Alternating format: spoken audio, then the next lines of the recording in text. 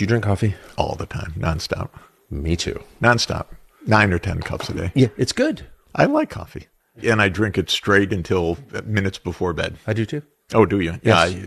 My And we will never drink as much as Voltaire drank. Yeah, yeah. Oh, is that right? Like 40 cups. Yeah. Oh, is that right? Oh, yeah. And it worked. Okay, so the one thing that we heard about the movement of Russian troops into eastern Ukraine in February of 2022 was it was unprovoked. Here's a selection of what we know about that. The Russian military has begun a brutal assault on the people of Ukraine. Without provocation, without justification, without necessity, this is a premeditated attack. Russia's unprovoked and cruel invasion has galvanized countries from around the world. Russia's unprovoked and unjustified attack on Ukraine. Russia conducted an unprovoked war of aggression against Ukraine. This unprovoked Russian war of aggression has got to be met with strength. Vladimir Putin decided, unprovoked, to start this war. So, was it unprovoked? Well, we did hear that a lot of times. Yes, we did. I actually asked a research assistant of mine to count how many times we heard that in the New York Times in that first year from February 2022 to February 2023 in their opinion columns. It was 26 times unprovoked. Of course, things aren't unprovoked. It's that almost way. A brand name, the unprovoked invasion. It's the lazy person's dodge for actually trying to think through what's going on. Yes. And it's very dangerous because it's wrong. It gets the whole story completely wrong. And it misunderstands the trap that we set for ourselves as the United States to push Ukraine deeper and deeper and deeper into this hopeless mess that they're in right now. So in what sense was it provoked? Like, what started this? Basically, it started very simply, which is that the United States government, let's not call it the U.S. people, they had nothing to do with this, but the U.S. government said, we're going to put Ukraine on our side, and we're going to go right up to that 2,100-kilometer border with Russia. We're going to put our troops and NATO and maybe missiles, whatever we want, because we are the sole superpower of the world, and we do what we want. And it goes back, actually, a long way. It goes back 170 years. The Brits had this idea first, surround Russia in the Black Sea region, and Russia's not a great power anymore. And that was Lord Palmerston's idea in the Crimean War, 1853 to 1856. And the Brits taught us what we know about empire. And they basically taught us the idea, Russia, it needs an outlet. It needs an outlet to the Middle East. It needs an outlet to the Mediterranean. You surround Russia in the Black Sea. You have rendered Russia a second or third rate country. And Zbig Brzezinski, one of our lead geostrategists of the current era, wrote in 1997, let's do this. Let's make sure that we basically surround Russia in the Black Sea region. They got this idea that we'll expand NATO so that every country in the Black Sea around Russia is a NATO country. Right now, back then, Turkey was a NATO country. But we said, okay, we'll get Romania and Bulgaria, and we'll get Ukraine, and we'll get Georgia. Now, Georgia, not our Georgia, Atlanta, Georgia of the Black Sea. We used to call it Soviet Georgia. Yes, Soviet Georgia, if you want to call it that. Home of Stalin. It's not NATO North Atlantic. It's way out there on the eastern edge of the Black Sea region. People can look at a map. But we said, yeah, we'll make Georgia part of NATO too.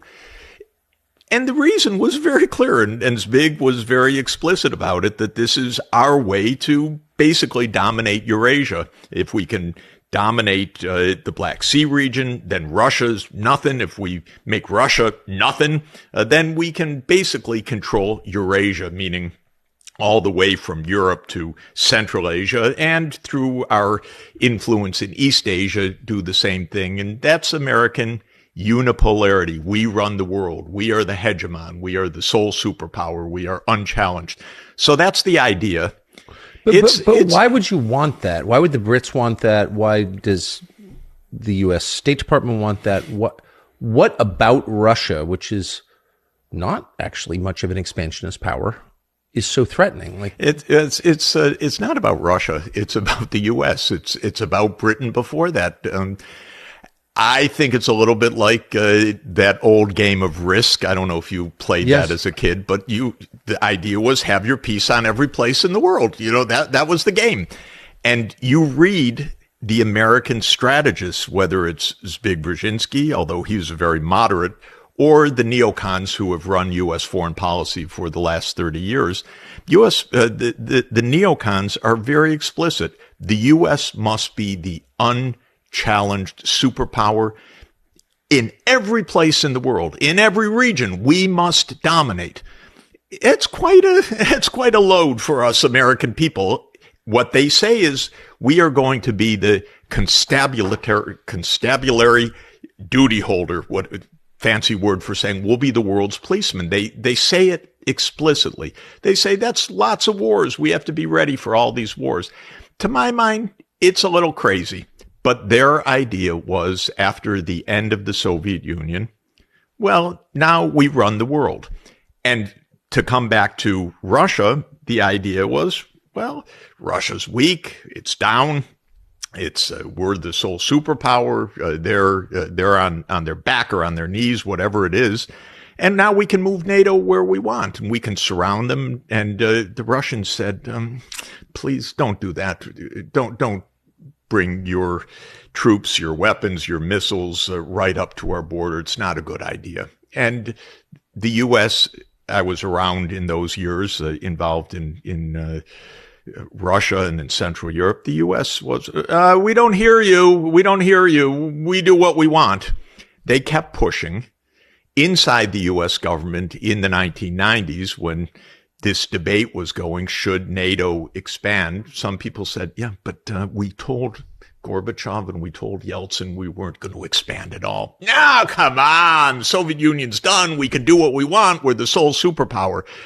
Clinton bought into that. That was Madeleine Albright's line. NATO enlargement started. And our most sophisticated diplomats, we used to have diplomats at the time. We don't have them anymore, but we used to have diplomats like George Kennan, said this is the greatest mistake we could possibly make. We had a defense secretary, Bill Perry, who was Clinton's defense secretary, who agonized, God, I should resign over this. This is terrible. What's going on? But he was outmaneuvered diplomatically by Richard Holbrooke and by Madeleine Albright, and Clinton never thought through anything systematically, in my opinion. And so they decided, okay, Hungary, Poland, Czech Republic, first round. And then Brzezinski, in a 1997 article in Foreign Affairs magazine, which is kind of the bellwether of foreign policy, wrote a strategy for Eurasia where he laid out exactly the timeline for this U.S. expansion of power. And he said late 1990s, we'll take in Central Europe, Hungary, Poland, Czech Republic. By the early 2000s, we'll take in the Baltic states. Now that's getting close to Russia. By 2005 to 2010, we'll invite Ukraine to become part of NATO. So this wasn't some flippant thing. This was a long-term plan, and it was based on a long-term geostrategy. Now the Russians are saying, are you kidding? We wanted peace. We ended the Cold War too. You didn't just defeat us. We said no more. We disbanded the Warsaw Pact.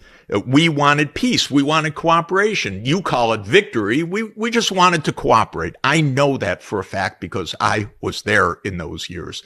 What Gorbachev wanted, what Yeltsin wanted. They didn't want war with the United States, nor were they saying we're defeated. They were saying we just want to cooperate. We want to stop the Cold War. We want to become part of a world economy. We want to be a normal economy. We want to be normal society connected with you, connected with Europe, connected with Asia. And the U.S. said, we get it. We won. You do everything we say, and we determine how the pieces are going to go. So in the early 2000s, Putin comes in.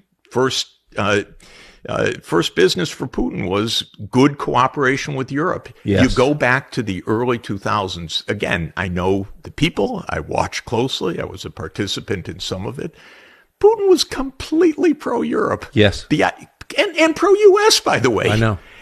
And we don't want to talk about this. We don't want to admit it because we don't want anything other than unprovoked. So everything is phony, what we say. Everything is a lie. But just to say, the U.S. kept doing unilateral things that were really outrageous. In 1999, we bombed Belgrade for 78 days. Bad move. Absolutely. We bombed a capital of Europe for 78 days. Looking back, what was the point of that? The point of that was to break Serbia in two, create a new state, Kosovo, where we have the largest NATO military base in Southeast Europe. We put Bondesteel base there because we wanted a base in Southeastern Europe. And again, you look at the neocons. It's nice of them. They actually describe all of this in various documents. You have to make the links, but in a document called Rebuilding America's Defenses in the year 2000, they say the Balkans is a new strategic area for the U.S., so we have to move large troops to the Balkans because their idea is literally the game of Risk. Not just you need good relations or peace. We need our pieces on the board. We need military bases with the advanced positioning of our military everywhere in the world. So they wanted a big base in Southeastern Europe. They didn't like Serbia. Serbia was close to Russia. Anyway, we're the sole superpower. We do what we want. So they divided the country, which they now claim you never do, and, you never change borders. We broke apart Serbia, established by our declaration a new country, Kosovo. We put a huge NATO base there, and that was the goal. So that was 1999. So it wasn't to save the oppressed Muslim population? Excuse me? It wasn't to save the oppressed Muslim population? It was very, very much to save the military-industrial complex to have a nice location in Southeastern Europe. We killed all those people, wrecked the city. It was a little bit sad, but we do lots of sad things and lots of destructive things, lots of wars. We're the country of perpetual war. We don't look back. We're not even supposed to talk about this because this was unprovoked, remember? So in 2002, the U.S. unilaterally pulled out of the anti-ballistic missile treaty. Unilaterally. Well, that was one of the stabilizers of the relationship with Russia, and it was one of the stabilizers of the global nuclear situation, which is absolutely dangerous. And the U.S. unilaterally started putting Aegis missiles into first Poland, then Romania. And the Russians are saying, wait a minute, what do we know you're putting in this? You're a few minutes from Moscow. This is completely destabilizing. Do you think you might want to talk to us? So then comes 2004, 7 more countries in NATO, Latvia, Lithuania, Estonia, Romania, Bulgaria, Slovakia, and Slovenia. Now, filling in the Black Sea, Romania and Bulgaria. Suddenly, they're now North Atlantic countries, but it's all part of this design, all spelled out, all quite explicit. We're surrounding Russia. In 2007, President Putin gave a very clear speech at the Munich Security Conference. Very powerful, very correct, very frustrated, where he said, gentlemen, you told us in 1990 NATO would never enlarge. That was the promise made to President Gorbachev, and it was the promise made to President Yeltsin. And you cheated. And you repeatedly cheated. And you don't even admit that you said this, but it's all plainly documented, by the way, and as you know, in 1,000 archival sites, so it's easy to verify all of this. James Baker III, our Secretary of State, said that NATO would not move 1 inch eastward. And it wasn't a flippant statement. It was a statement repeated and repeated and repeated. Hans Dietrich Genscher, the foreign minister of Germany, same story. The Germans wanted reunification. Gorbachev said, we'll support that, but we don't want that to come at our expense.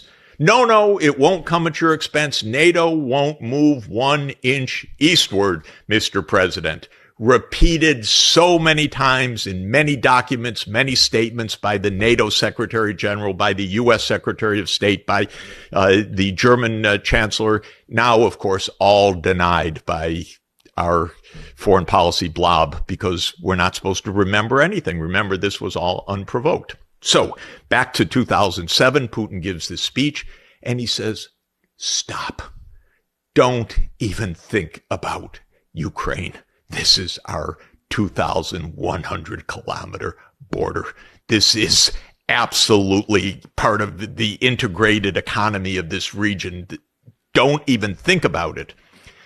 Now, I know from insiders, from all of the diplomatic work that I do, that Europe was saying to the U.S., European leaders, don't think about Ukraine, please. This is not a good idea. Just stop.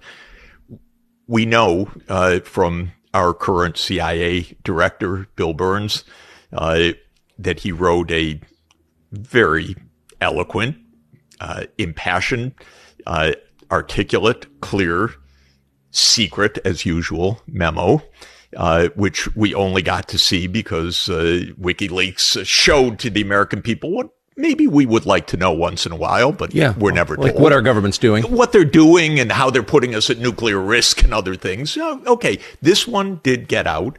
And it's called Niet means Niet, no means no.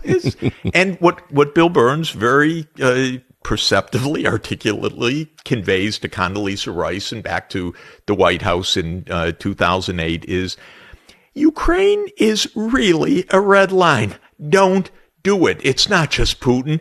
It's not just Putin's government. It's the entire political class of Russia. And just to help all of us as we think about it, it is exactly as if Mexico said, we think it would be great to have Chinese military bases on the Rio Grande. We can't see why the U.S. would have any problem with that. Of course, we would go completely insane.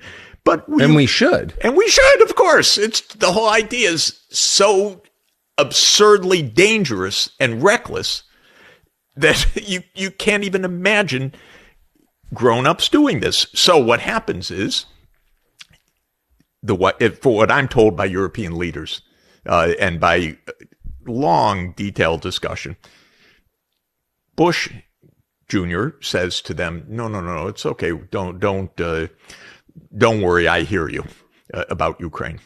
And then he goes off for the Christmas holidays and comes back, whether it's Cheney, whether it's Bush, whatever it is, says, NATO's going to enlarge to Ukraine. And the Europeans are shocked, pissed. What are you doing? You may have come to the obvious conclusion that the real debate is not between Republican and Democrat or socialist and capitalist, right, left. The real battle is between people who are lying on purpose and people who are trying to tell you the truth. It's between good and evil. It's between honesty and falsehood. And we hope we are on the former side. That's why we created this network, the Tucker Carlson Network. And we invite you to subscribe to it. You go to tuckercarlson.com/podcast.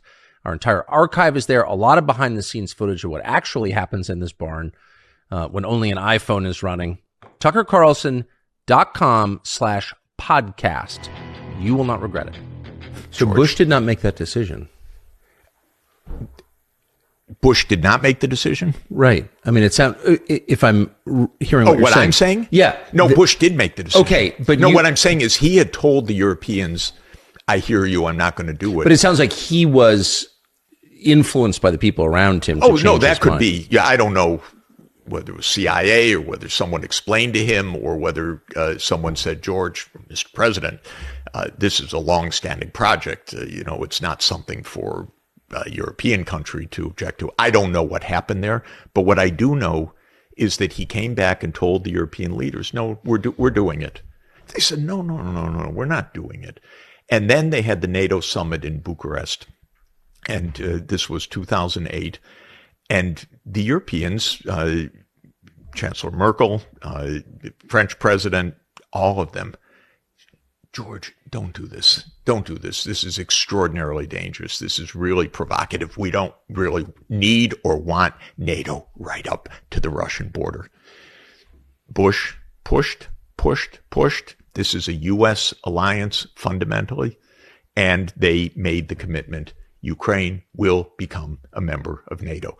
The dodge was, okay, we won't give them exactly the roadmap right now, but Ukraine will become a member of NATO. Because in those days, the U.S. and Russia met in a NATO partnership, even then, Putin was there the next day in Bucharest saying, don't do this. This is completely reckless. Essentially, this is our fundamental red line. Do not do this. The U.S. can't hear any of this. This is our biggest problem of all, because the neocons who have run the show for 30 years believe the U.S. can do whatever it wants. This is the most fundamental point to understand about U.S. foreign policy. They're wrong. They keep screwing up. They keep getting us into trillion-dollar-plus wars. They keep killing a lot of people. But their basic belief is the U.S. is the only superpower. It's the unipolar power, and we can do what we want. So they could not hear Putin. Even that moment, they couldn't hear the rest of the Europeans. And by the way, they said Georgia would become part of NATO. Again, the only way to understand that is in this long-standing Palmerston-Brzezinski theory. This isn't just haphazard. Oh, why don't we take Georgia? This is a plan. Okay, the Russians understand every single step of this. So another thing goes awry. What goes awry? The Ukrainians don't want NATO enlargement. The Ukrainians don't want it.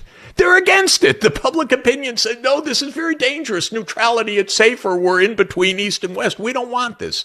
So they elect Viktor Yanukovych, a president that says, we'll just be neutral. And that's absolutely the U.S.'s, oh, what the hell is this? Ukraine? They don't have any choice either. So Yanukovych becomes the enemy of the neocons, obviously. So they start working, of course, the way that the U.S. does. We got to get rid of this guy. Maybe we'll elect his opponent afterwards. Maybe we'll catch him in a crisis and so forth. And indeed, at the end of 2013, the U.S. absolutely stokes a crisis that becomes an insurrection and then becomes a coup. And I know, again, from firsthand experience, the U.S. was profoundly implicated in that. But you can see our senators standing up in the crowd like if Chinese officials came to January 6th and said, yes, yes, go. You know, how would we like it if Chinese leaders came and said, yeah, we're with you 100%.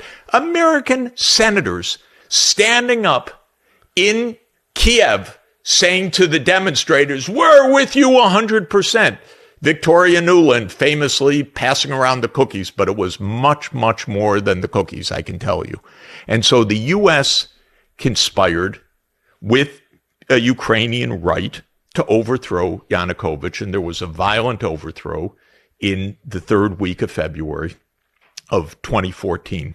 That's when this war started. This war didn't even start in 2022. It started in 2014. That was the outbreak of the war, was a violent coup that overthrew a Ukrainian president that wanted neutrality. When he was violently overthrown and his security people told him, you're going to get killed. And so he flew to Kharkiv and then flew onward to Russia that day. The U.S. immediately, in a nanosecond, recognized the new government. Oh, this is a coup. This is how the CIA does its regime change operations. So this is when the war starts.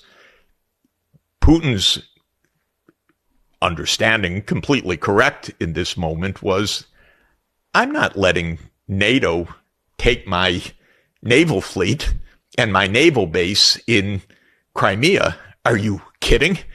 The Russian naval base in the Black Sea, which was the object of the Crimean War, and yes, in its way is the object of this war, in Sevastopol, has been there since 1783. And now Putin's saying, oh, NATO's going to walk in? Hell no. And so they organize this referendum of this is a Russian region, and there's an overwhelming support. We'll stay with Russia, thank you, not with this new post-coup government.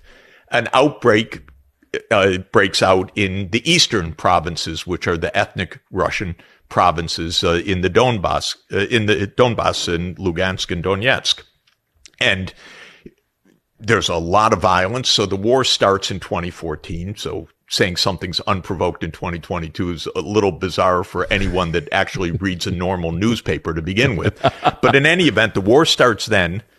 And within a year, the Russians are saying very wisely, we actually don't want this war. We don't want to own Ukraine. We don't want problems on our border.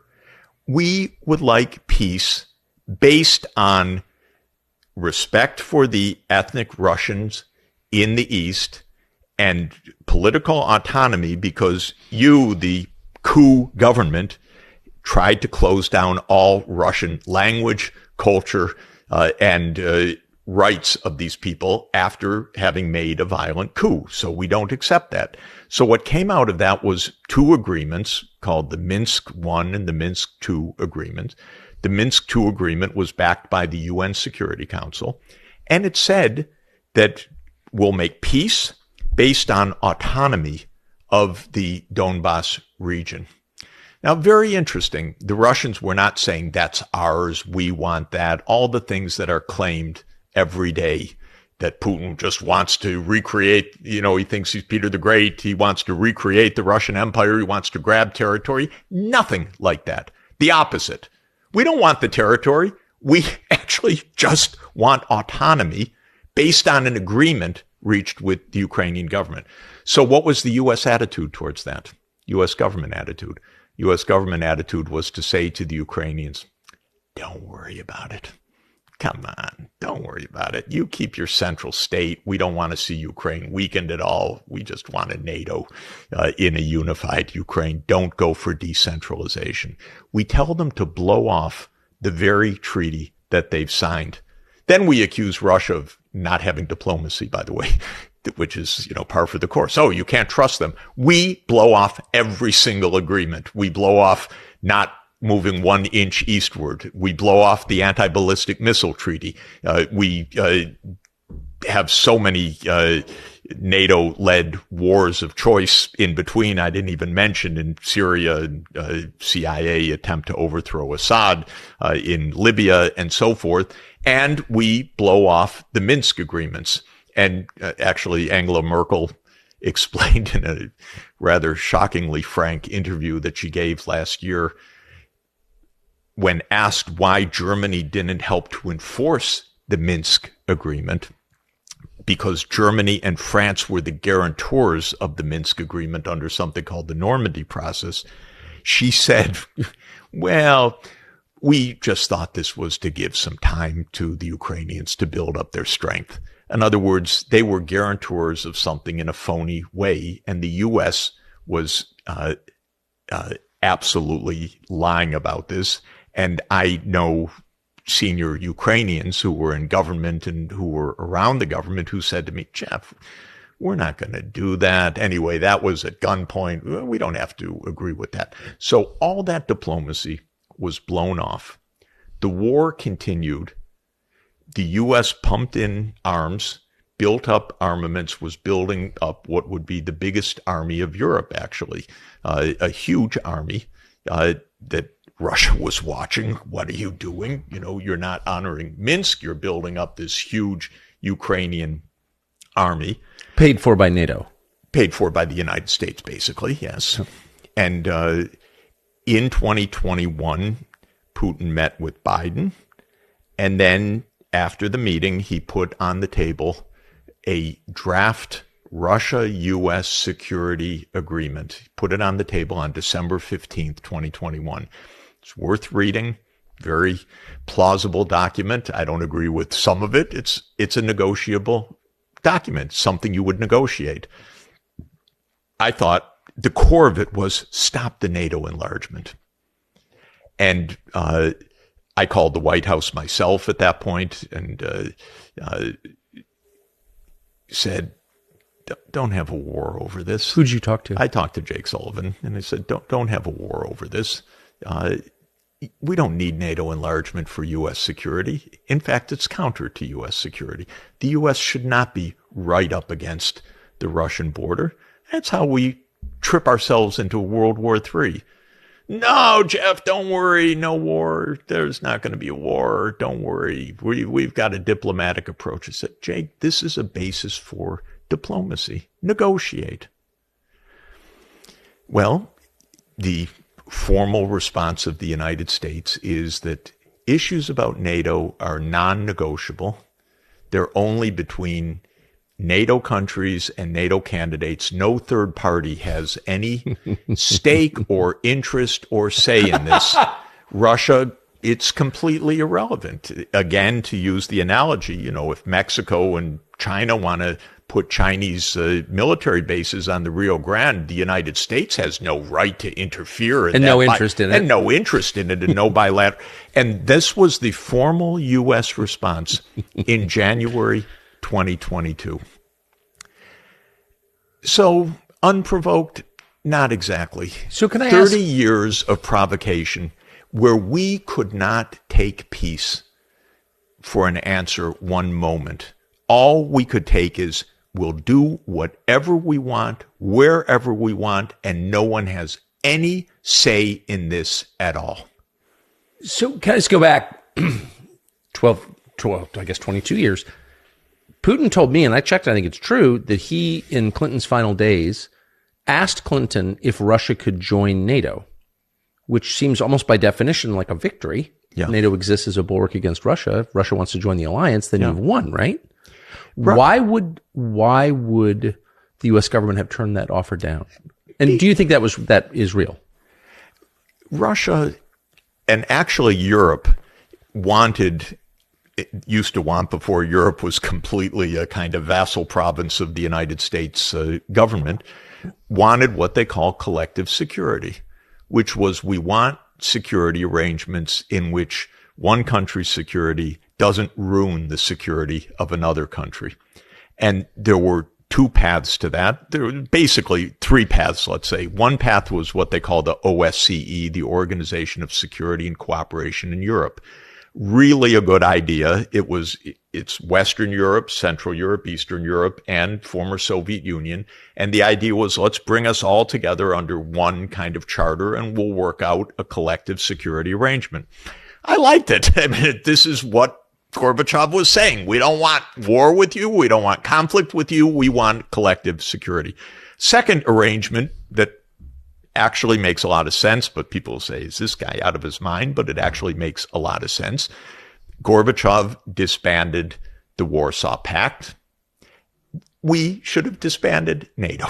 Said NATO was there to defend against a Soviet invasion. There's not going to be any Soviet invasion. In fact, after December 1991, there's not even a Soviet Union. We don't need NATO. Why is there NATO? NATO was established to defend against the Soviet Union. Right. So why did it continue after Gorbachev and Yeltsin? The neocons, thankfully, thank you, read the document. It's all explicit. This is our way of keeping our hegemony in Europe. In other words, this is our way of keeping our say in Europe, not protecting Europe, not even protecting us. This is hegemony. We need our pieces on the board. NATO's our pieces on the board. Why would Germany allow foreign troops garrisoned on its soil for 80 years? I don't understand. Why would European countries allow that? Would you want foreign troops in your town? Tucker, when you had your wonderful interview with Putin, he answered everything except once you asked him, what are the Germans seeing in this? And Putin said, I don't get it. And I thought, oh my God, thank you. I don't get it either. Is it just broken by war guilt? Is it masochism? I mean, honestly, no, it's not masochism. It's not war guilt. There are basic mechanisms that I don't understand truly after being around more than 40 years in this and knowing all the leaders, and I know Schultz and I know others.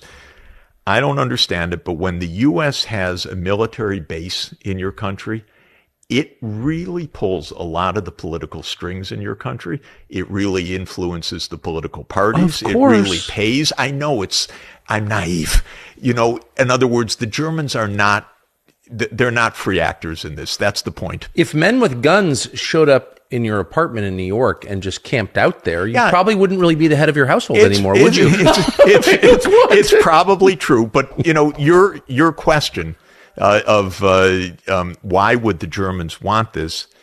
It's the same question of after the U.S. blew up the Nord Stream pipeline, why wouldn't the Germans have said before or after, why did you do that? This is our economy you just blew up. But they don't.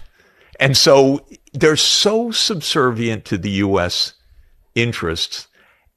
It's a little hard to understand because it makes no sense for Europe. But like you said, you know, there are armed people in your house. Maybe that's the bottom line. I've spoken to European leaders who have said to me, I can't quote it because it's so shocking, and I won't quote it because it was said confidentially, but basically, they don't take us seriously in Washington. And I said, yes. I didn't say it was the bubble over my head speaking to a European leader, but maybe if you pushed a little bit, you would be taken more seriously, not in this way of just defeat. But it was said to me in such a sad way. I just felt, oh God, don't tell me that. You're a leader in Europe. But we're occupying their country with soldiers and guns. How could we take them seriously? They're a bitch. I mean, honestly. No, I don't know. It's really sad, and it's doing a lot of damage to. It's doing huge damage to Europe. It's destroying Ukraine, by the way. That's the first point. It's destroying Ukraine. It's doing a lot of damage to Europe. It's wasting a hell of a lot of lives and money in the United States, which the neocons don't count. And almost nobody stands up and talks about it. And your first question about being unprovoked, we even have a story about it. The story's complete bull. It's complete nonsense. It's for people who don't want or don't want to remember anything before February 24th, 2022. But there's a whole long history to this that's absolutely kind of absurd and tragic. I mean, it's absurd. It's utterly tragic. 500,000 Ukrainians dead for nothing. Do you think that's the number? I think that's probably the number, yeah. That's the best number that I know.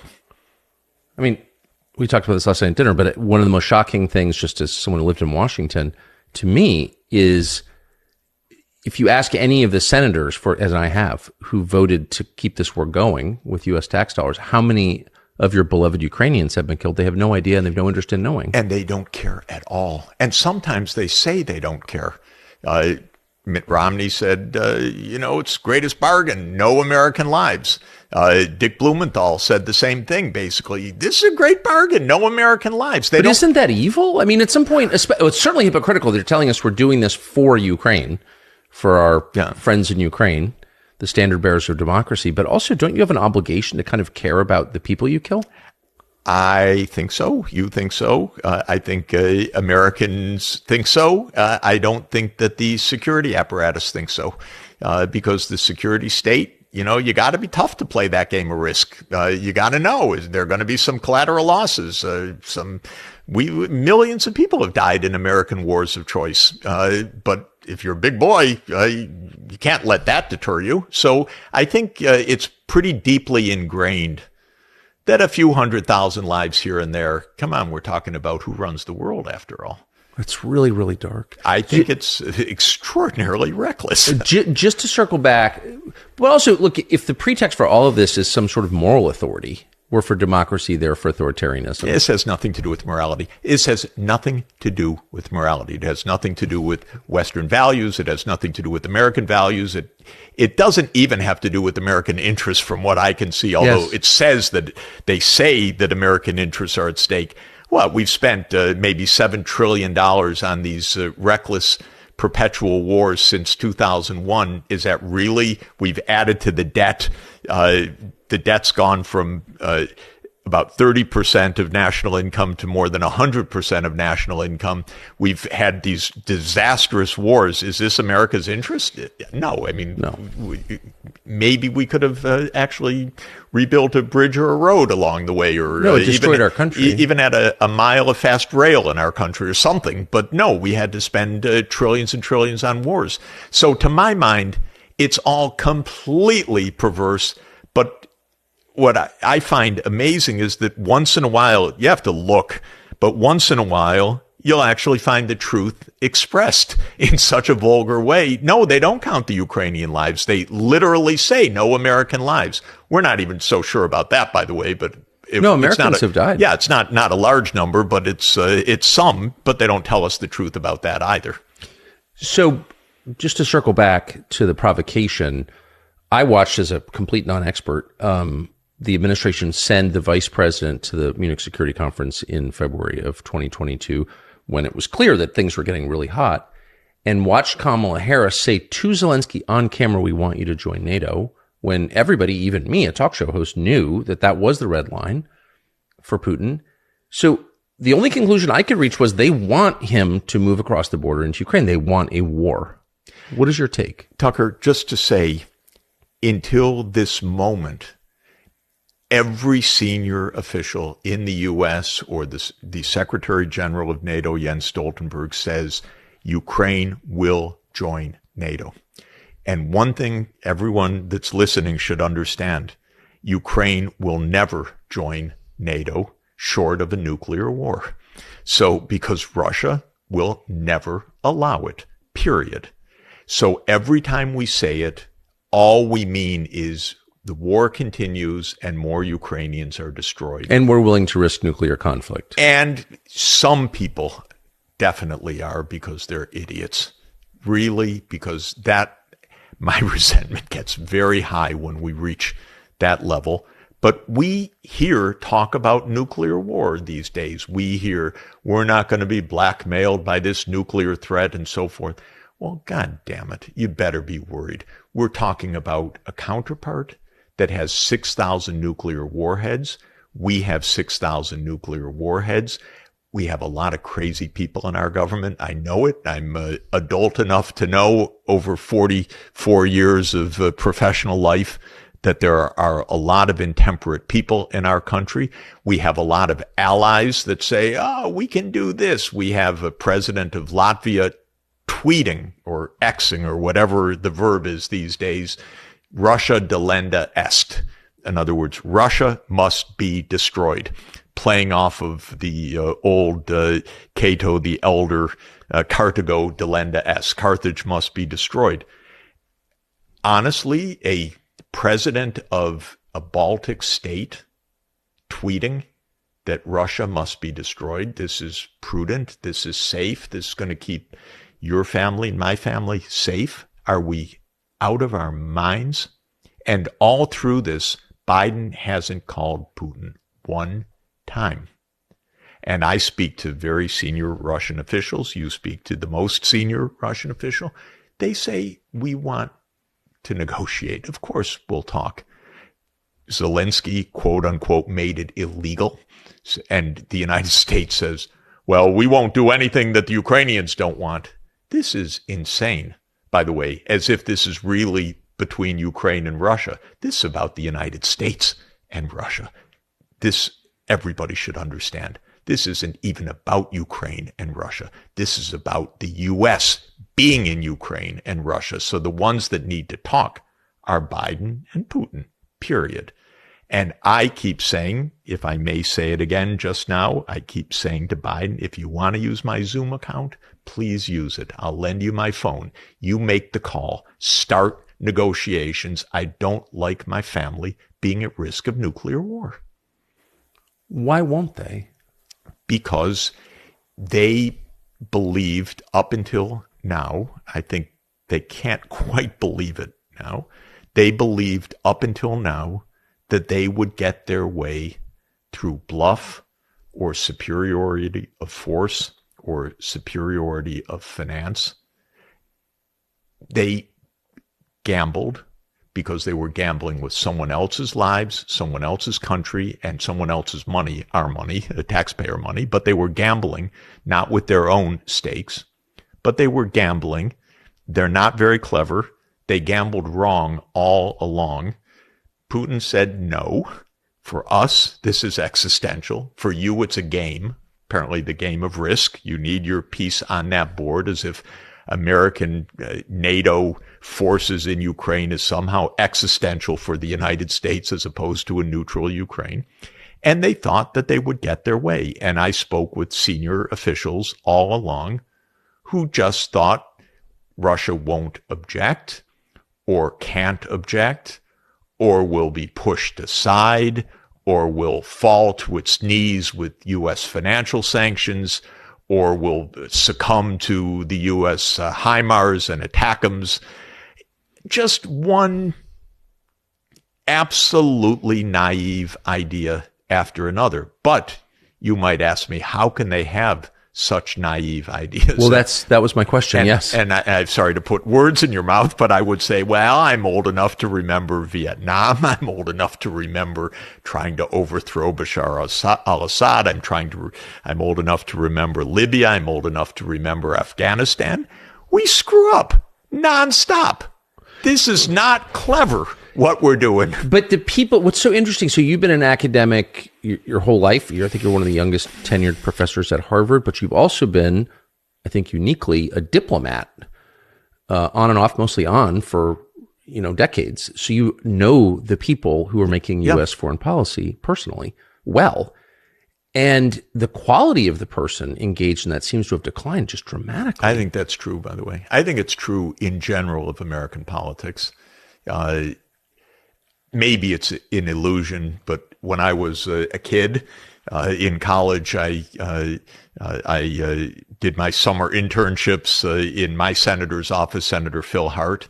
He was a man of great integrity, of great intelligence. He was a Democrat, but he had lots of Republican friends and colleagues.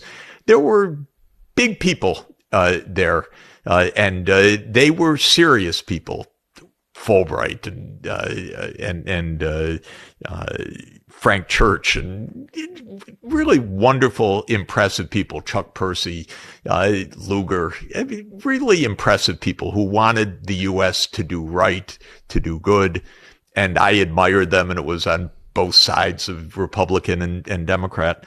And you feel it's not like that right now. It's really not like that right now. And I don't see it. I don't see wise people on either side. I hate to say that. Yeah. I don't think it's a partisan divide. They all seem crazy and dumb to me.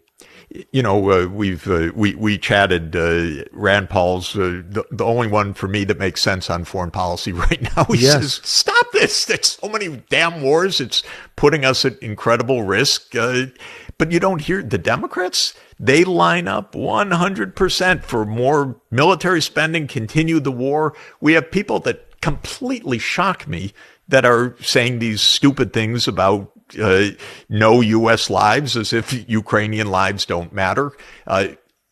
Nobody wants to talk about negotiation. No one says anything honest. No one even wants the truth out of the White House or the executive branch, which is another role of Congress, which is don't take us for a ride. We're an independent, separate, equal part of government. And it used to be that Congress kind of resented when the executive branch lied to it. Yes.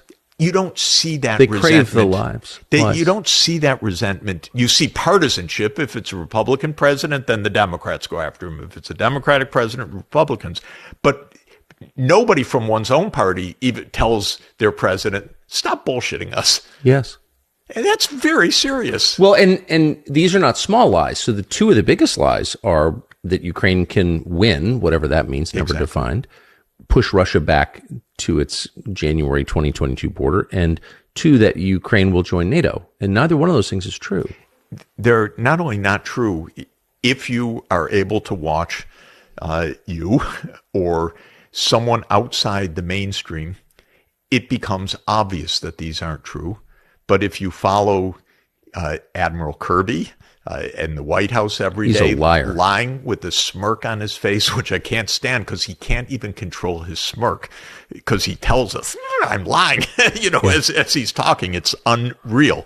But if you read the New York Times, which is sad and pathetic, you won't know. But if you actually listen to any independent outlets, which I do because I'm traveling in the world most of the time, actually, not in the U.S., you know that these things are obvious. Someone asked me a couple days ago, Ukraine's getting blasted on the battlefield now. Some days are 1,500 dead, typical 1,000 dead.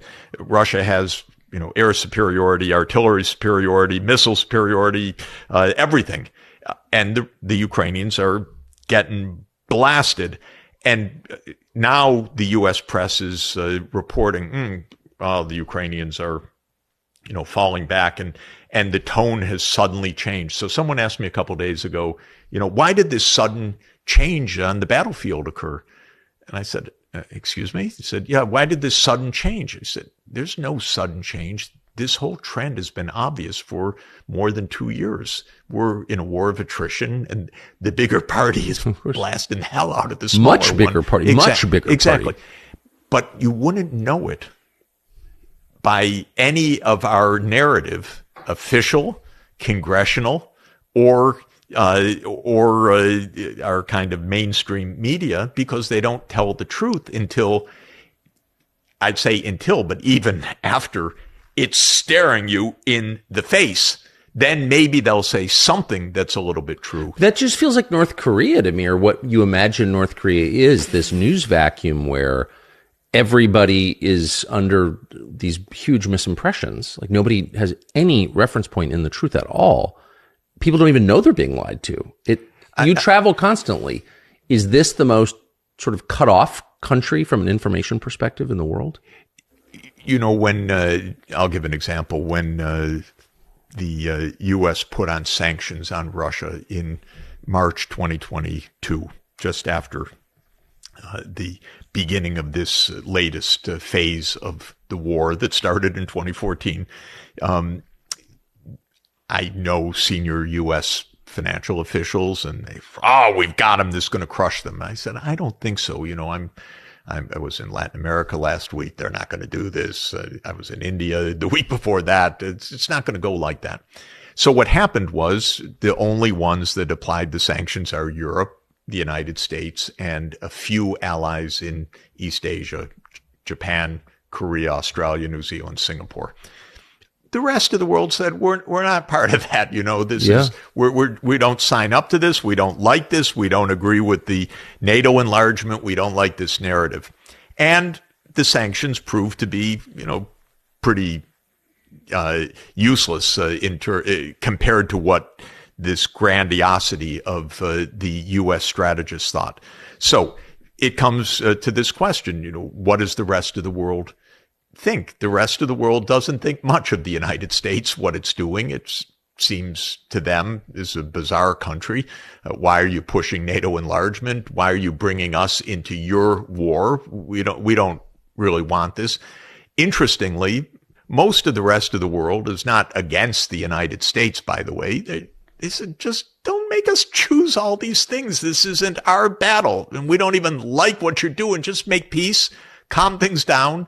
And we don't want bad relations, so it's not as if the world's antagonistic. But Washington does not get this at all. I probably speak to I speak to a lot of world leaders in developing countries all the time. It's my job as a development economist. So I'm talking to world leaders, foreign ministers, heads of state, and so on. And I know their understanding and position very clearly. I don't know whether the White House or Blinken or anyone else in the administration understands even these basic points. But it was obvious to me. Do you know obvious Blinken? to me. A little bit. Not well. It seems from the outside, it seems like Blinken is a driving force. I doubt it. Who do you think is? I think this is a big, deep project of the security apparatus that goes back 30 years. I think the CIA continues to be a driving force. I don't know. National Security Council's obviously a driving force. The Pentagon's obviously a driving force. The Armed Services Committees. It's not one individual, but it's a project that is long dated and it doesn't turn. And we don't have a president that's very flexible of mind. We don't have a president that is, on top of any of this, it seems to me. Not a nimble president. Yeah, not nimble, not effective, not necessarily in charge, not necessarily making decisions. I don't really know. But what I do know is that it's not improv. It's a rudder that's stuck, I would say. In other words, they can't do something different. And what is improv is that the last thing they tried didn't work. So now they need to quickly improvise something else as the rudder is stuck, so we continue on the same destructive path. And it's not working. So, oh my God, we've got to do something else. That's the improv part. But what is not changing is goals, direction, strategy, or this most basic point, which for me is a kind of, it sounds so simple-minded, but I actually, from a lifetime of experience, really believe in it. We don't talk to the other side. We also seem to be huffing our own gas a bit, believing our own lies. We believe that we need to lie because maybe if your rudder's stuck and you're the skipper, you have to say, full speed ahead. In other words, if you can't move the rudder, you have to give some self-justification for why we continue towards disaster. So, for example, since you are an economist, the economic effects of kicking Russia out of SWIFT, et cetera, right, of these very serious sanctions imposed against Russia 2.5 years ago, big picture, it seems like that's a country with an economy based on natural resources and manufacturing. Ours is largely an economy based on finance, lending money and interest, and real estate. Right. Which is more durable? Which is more real? That's my perspective. What's your sense of it? Well, I think the basic point on the sanctions is if you have oil, if you don't sell it to Europe, you can sell it to Asia. Well, yeah. And it wasn't so hard, and they figured that out. Even I know that, though. They figured out how to get those tankers in. They figured out how to get insurance cover, and they figured out how to do it. And they're making a lot of money, and the sanctions didn't have any effect. And what they also didn't understand, and I think it's also important for people to understand, in all of this neocon strategizing, they had this glimmer of insight, and actually Zbig Brzezinski was very good on it. He said, by all means, the one thing never to do is to drive Russia and China together. Well, exactly. And he said very explicitly, and he says in 1997 in his book, The Grand Chessboard, I think it's called, he says, but this is so unlikely. This would be so crazy to do. And this is exactly what these dunderheads have done. Who are the neocons? How would you describe them? What is a neocon? A neocon is a group of true believers starting that really rose to force in the last years of Bush Sr., it was Cheney, Wolfowitz, Rumsfeld, but it became absolutely bipartisan. Victoria Nuland is kind of the ultimate. Her husband, Bob Kagan, Robert Kagan, is kind of the public intellectual of the neocons. I mean, he is. I know Bob well. Yes. He's an idiot. Yeah, well, he's your public intellectual. He's the guy that writes the tomes that but he's say, a child. I think that this has been just about the most disastrous foreign policy imaginable. How can you go from peace in 1991 when you have a chance for creating a peaceful, cooperative world that could actually be prosperous and do good things together, to this mess that we're in. It took a strategy so stupid, so reckless, so blind, and that's what the neocons gave us. They gave us a strategy which said, we now run the world. And explicitly, we will be the world's policemen. We will fight the wars that we need to fight whenever and wherever we need to fight them. We will make sure that there's never a rival. Well, you do that long enough, you end up in lots of absolutely destructive, stupid wars. And the rest of the world doesn't just sit back and say, oh, thank you, U.S., we're so grateful you're the leader.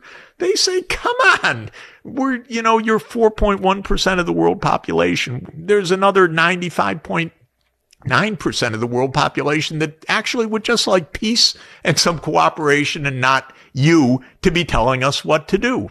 So this strategy was explicit, clear, adopted in the last years of basically in 1991-92, after the Soviet Union was dissolved in December 1991. Clinton is just not serious, consequent, or experienced enough. He wasn't a rigid neocon, but Madeleine Albright was a true believer, and Clinton drifted in that direction. And that's also partly something to understand, which is when you have the biggest military machine in the world, when you are so powerful, the war machine is always revving. There's always some case for war. The neocons basically said, yeah, we're the policemen. We're the constabulary. This is our duty. And said you have to be in each of these conflicts, because, U.S. reputation also depends on this. So they invited regional wars and everywhere and all the time, and believed, of course, we could clean out governments we didn't want, regime change by war, by covert operations, and so on. And it became not a little movement. It became the dominant drive. So Clinton kind of drifted. His administration was divided between Madeleine Albright and Holbrooke on one side and William Perry on the other side, but he went with Albright. By the end of Clinton's term was NATO enlargement, bombing of Belgrade, and we were kind of off to the races. Then came Bush Jr., 9/11, global war on terror, but basically 9/11 as the opportunity to implement the project for the new American century, which is the document that defines the neocon agenda. And it's such an interesting document because very clear, it was very carefully studied, and it's also important to understand the U.S. is a big ship, so it doesn't turn quick, so you prepare a path, or it's this stuck rudder, as I said. And you can read in Rebuilding America's Defenses, which was a kind of campaign document for the incoming Bush Jr. administration, what we should do. And it defines this neocon agenda. So Bush Jr.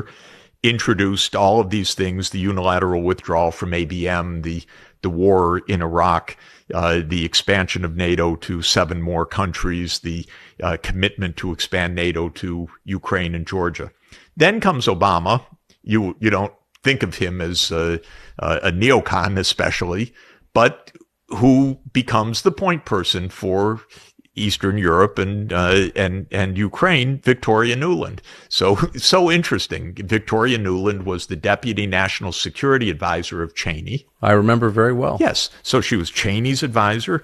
Then she was George W.'s ambassador to NATO during the commitment to enlargement.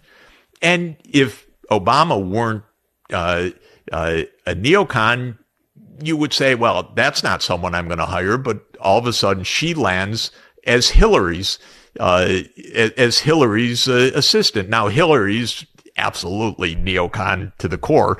And there's Victoria Nuland, and she goes from being Hillary's assistant to becoming Assistant Secretary of State for European Affairs and becomes the point person in the overthrow of Yanukovych at the end of 2013 and early 2014. And Obama is not, he's also very inexperienced in obviously no experience at all in foreign policy, but he wasn't by nature a neocon, but the system keeps you moving unless you're a president that knows how to keep a foot on the brakes. And we haven't had many presidents like that. Eisenhower was one who knew how to put his foot on the brakes because he really understood this system. John Kennedy learned it, but only after the Bay of Pigs, and probably was killed by our government for trying to keep his foot on the brakes. And there have not been many other occasions when presidents kept their foot on the brakes. So in 2011, Obama does the absolute neocon play of saying, almost out of the blue, by the way, why don't we overthrow Bashar al-Assad, Syria's president? Well, that's a little damn weird. But suddenly you start hearing Assad must go. I was on Morning Joe when that statement by Hillary was made, and Joe Scarborough looked at me and said, Jeff, what do you think? And I said, well, how are they going to do that? That sounds like another pretty stupid idea.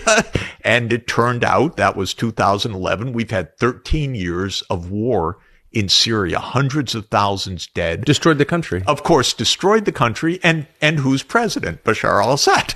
And interestingly, I can tell you, oh, God. Yeah, I can tell you. In 2012, the U.S., there were protests, there were things that were going on in Syria, but the president said, okay, we'll send in the CIA to overthrow the government in Syria. And if anyone is wondering, we do this dozens of times, so don't have any illusion that this is unusual. It is the job, the terms of reference of the CIA to overthrow governments in other countries. I don't approve. I think it leads to war, destruction. It hasn't passed Putin's notice that that's the job of the CIA, so it's another reason he doesn't exactly want the U.S. on his border and so forth. Okay, so we start arming the jihadists, crazy things in Syria. Yeah, I can say it. I'm just thinking because... and the U.S. says Assad must go. So the UN starts a diplomatic process to try to find peace, which is the job of the UN. It's not to implement U.S. regime change. It's to try to find peace. So the UN succeeds in getting all of the parties to agree to a peace agreement, except one, the U.S. So the idea that, you couldn't find peace, you couldn't find all these different factions in Syria. There was an agreement reached, but there was one obstacle to the agreement. And the obstacle was the U.S. said on the first day of this agreement, Assad must go. And the response was, why don't you have it a process? There'll be in 2 years an election or 3 years. Don't overthrow the government the first day. We have all this in place. And Obama, well, I don't know if it's Obama, probably Hillary, but whatever, said no. So that's why there was no agreement. But what was the motive? Like, why would you want to overthrow Bashar al-Assad? Very strange. I've never heard an absolute intelligent reason for this. Believe me, their idea is we can do it. Why not? One argument was that the neocons had a list And this is actually what Wesley Clark, who was, NATO's supreme commander in the end of the 1990s. I know Wesley quite well, and he's also spoken about this. He said the neocons had a list that they were going to clear out in the 2000s all of the governments aligned with the Soviet Union or with Russia. Now, Russia has a naval base on the Mediterranean. Yes. And so Assad is therefore an enemy, or not an enemy. He doesn't rise to the level of being an enemy. He's someone whose piece you can take off the board and put in your own piece. That's all. So the idea is incredible arrogance. They don't think, honest to God. I don't know. Whoever gave that order knew nothing about Syria. That I can guarantee you. But the downstream effects of that were horrifying. Well, unbelievable. We created ISIS, so... But we probably created ISIS pretty directly because we funded jihadists all along the way. That's our story since 1979, actually. Yes. So this goes back a long time. They're not clever. They're not honest. They're not transparent. They are arrogant to the hilt. And they don't talk to anybody else, including to us, the American people, including to Congress, including to counterparts in other countries. And it gets you into trouble when you're so flippant and flagrant. Because remember, what was happening in Syria, they did exactly the same thing in Libya. And you look at Libya, they decided to take out Gaddafi. Why? No one really knows. He was cooperating with us at that point. No one knows because some people say Sarkozy knew that Gaddafi had contributed to Sarkozy's campaign, that it was a personal vendetta. There are 100 theories. The fact that there are 100 theories shows that the whole thing was bullshit, to use a technical diplomatic term. You cannot even know right now why. What you know is that they misused a UN Security Council resolution to protect the people of Benghazi to launch a months-long NATO aerial bombardment of Libya until they brought down the government, unleashed war in Africa for the next 13 years until today, which is still roiling all of the countries of the region. They do these things because they can, because it doesn't count. Maybe another theory, which is maybe true. What difference? It's money. It's a business. We're running a business. We're trying weapons. We're doing this. Maybe it's all a success from somebody's point of view that you have all these wars going with this big military machine. I don't know. That is a theory which is not completely dismissible, because what you can't do, Tucker, is look and say, my God, we had a geopolitical reason to do this. This was really part of American security. We really needed to overthrow Assad. We really needed to take out Gaddafi, because if we didn't do that, something else would happen. You cannot even concoct a crazy narrative ex post that explains that. So these are not deeply explicable facts.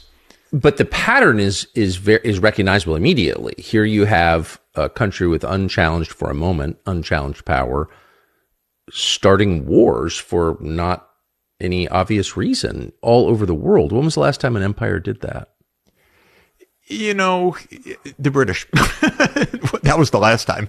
I think we learned everything from the British. They were nonstop wars, skirmishes. When you're an empire, and if anyone still plays Risk, I don't know. I played it 60 years ago, I have to admit, so I'm not sure if people still play the game. But Risk, you're trying to get your piece on every part of the board. When you have your piece someplace on the board, if the neighboring spots are not yours, you better have wars with them or they're going to take you out. And so every place becomes an object for war because it becomes next door to wherever you have your bases, your concern, and so on. So we have military bases in, I would say, 80 countries probably. something like that. Of course, the count is not public, so people put together their own lists. We have about 750 military bases around the world. Each of those places has a neighborhood. Each of those places has the next door, which, we don't have a base there. We better have a base there. And so that's the logic, which is, if you're at the outer end of this, well, you better continue, because otherwise your outer limit is what we don't learn. Actually, it's another analogy which I found to be useful. The Romans, by around 110 AD, with Hadrian, said, and Trajan, okay, we've reached a good limit. Yeah. And they stopped trying to expand. Yep, they built a wall. Right. They kind of left it there. Exactly. And they said there was a war that I find analogous to Ukraine. They had a war in Germania, so-called, east of the Rhine, in what is now Germany, in 9 AD. Which was a war of expansion by Augustus to tame the German tribes. And they lost that war. It's the War of the Teutoburg Forest, and they lost that war in 9 AD. They basically decided after that, not entirely, they didn't say, well, this is the end of the Roman Empire. They said, okay, we'll just leave Germania. Yeah, there are limits to our power. Right, there are limits, and that's fine. Why don't we behave like that? We're not threatened by Russia. We are not threatened by Russia. And Ukraine being neutral is not a threat to U.S. security. It builds U.S. security, period. That's what I said to Jake Sullivan. It's not even a concession, Jake. It's a benefit for us. Leave some space between you and them. That's what we want, some space, so we don't have an accidental tripwire. That's the real logic of this world. Give a little space. Yes. We don't have to be everywhere. We're not playing Risk. We're trying to run our lives. We're trying to keep our children safe. We're not trying to own every part of the world.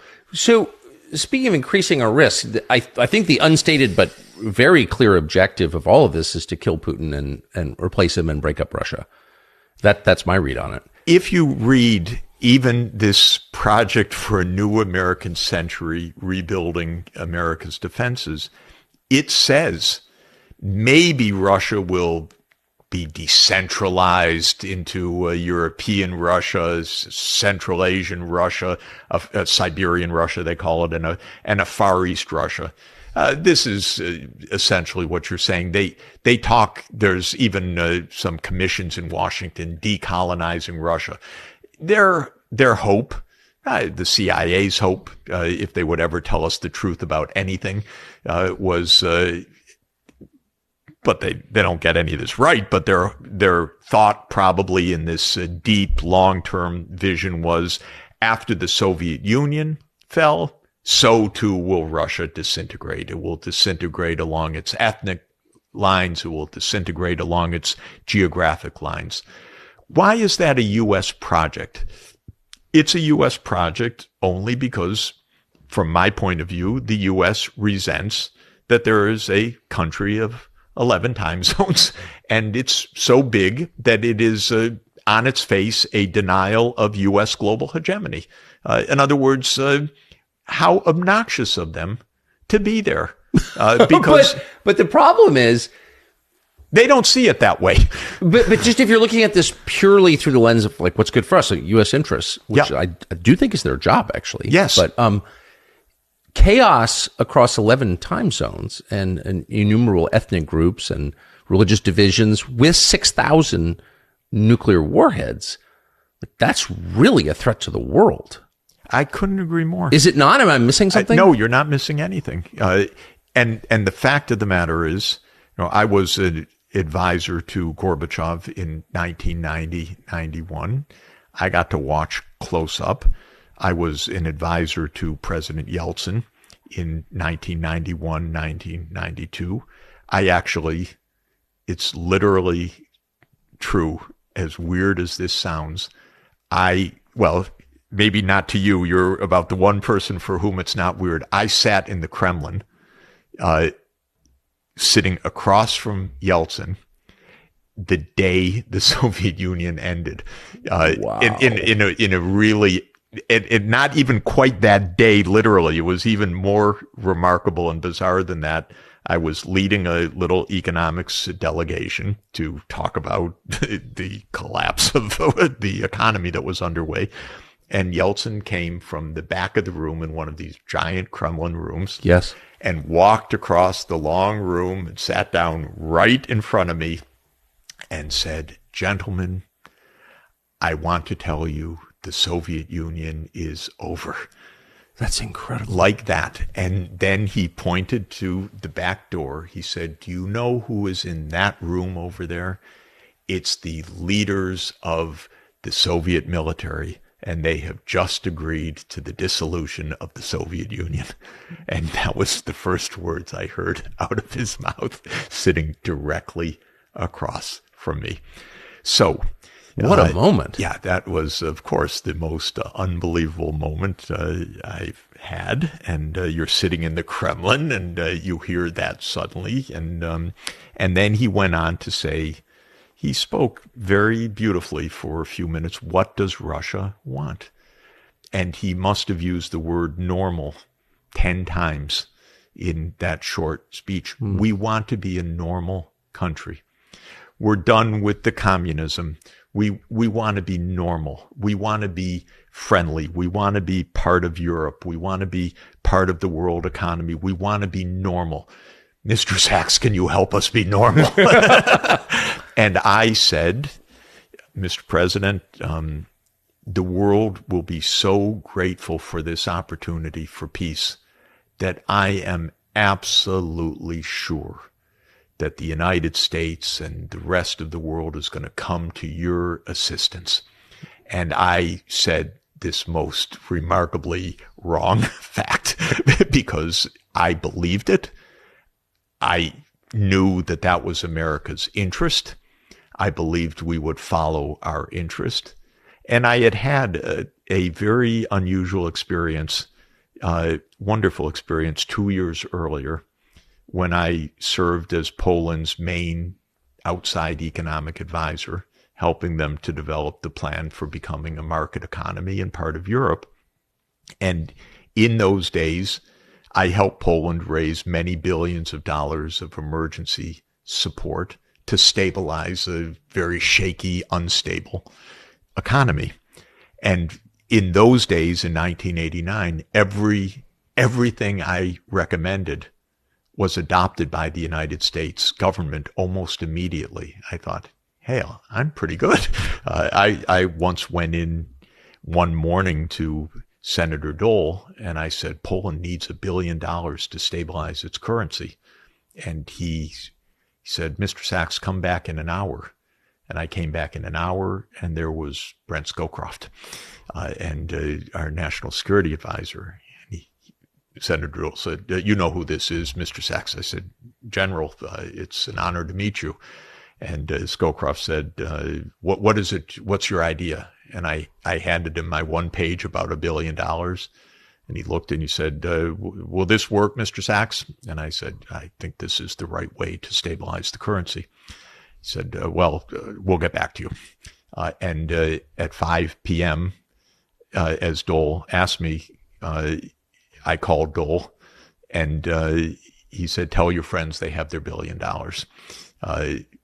within 8 hours, basically. Amazing. Okay, so I said to Yeltsin, this will be great. You're going to get all the support. We're going to go mobilize a financial package for you. We're going to help you stabilize the ruble.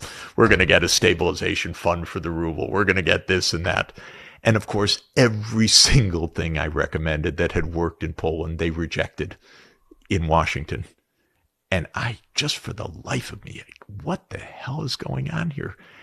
Stabilization fund. It worked. The zloty was stable. The Polish currency stabilized. No, Mr. Sachs, I'm afraid we don't support that. And one after another knocked down.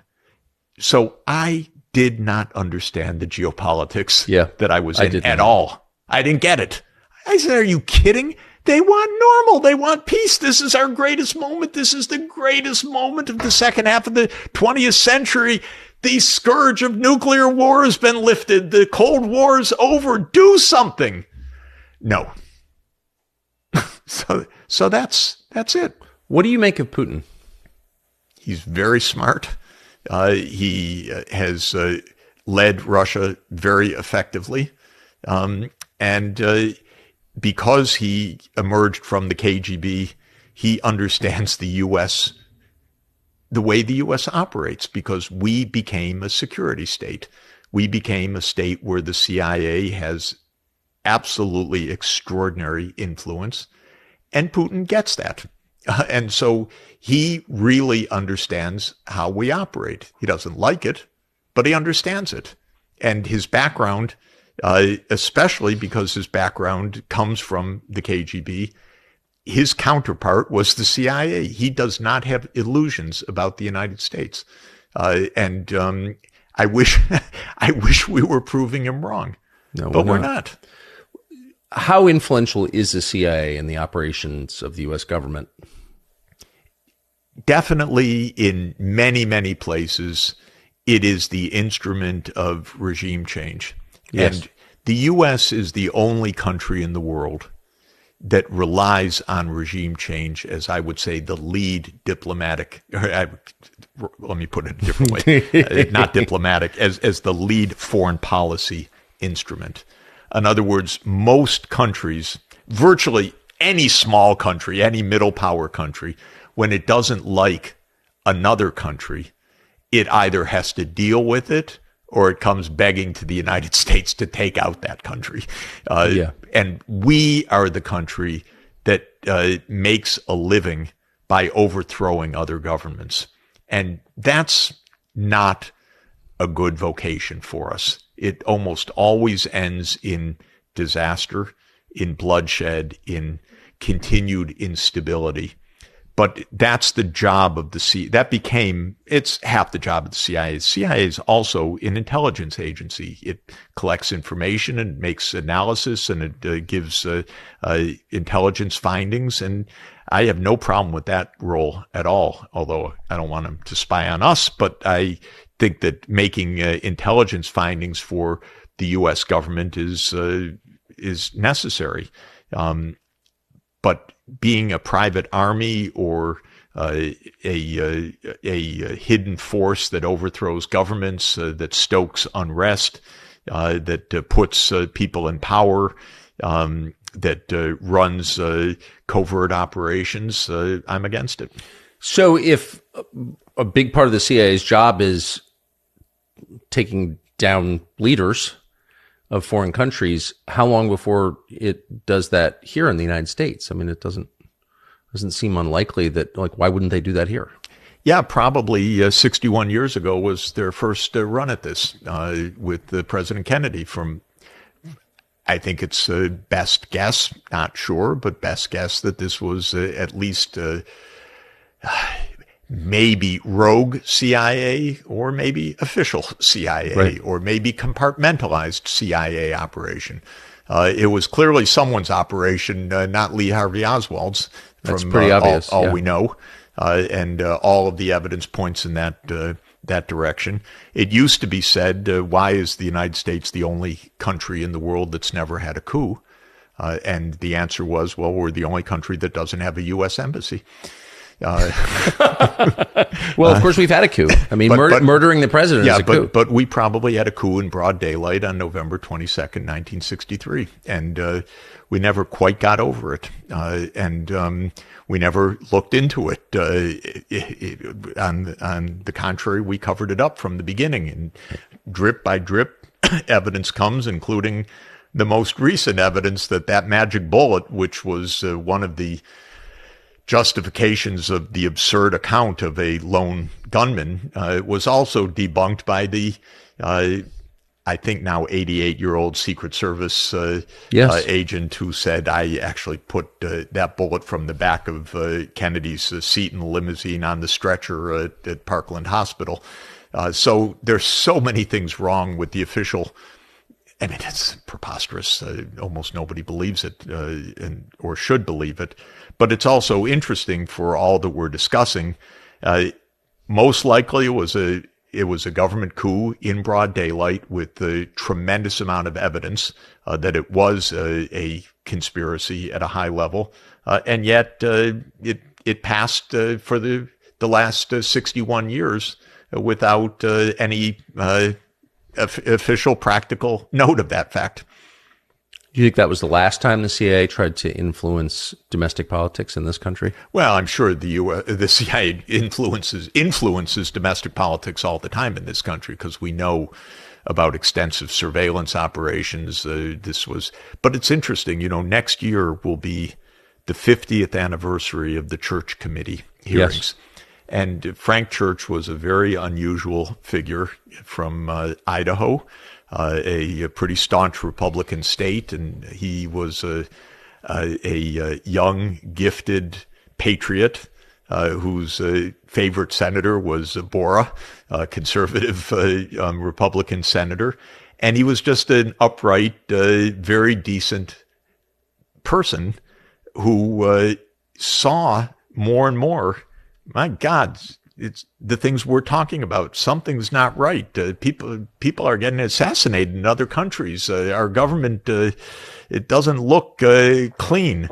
And one thing after another in a series of events led him to chair the only time a Senate investigative committee actually looked deeply into CIA operations. That was 1975.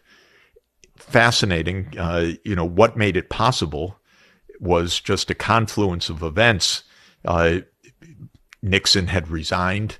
Ford was an unelected president who came from Congress, who didn't want to take on Congress, so he didn't resist Church's investigation, even though his chief of staff, Dick Cheney, was telling him, go after this guy. We got to crush this investigation. But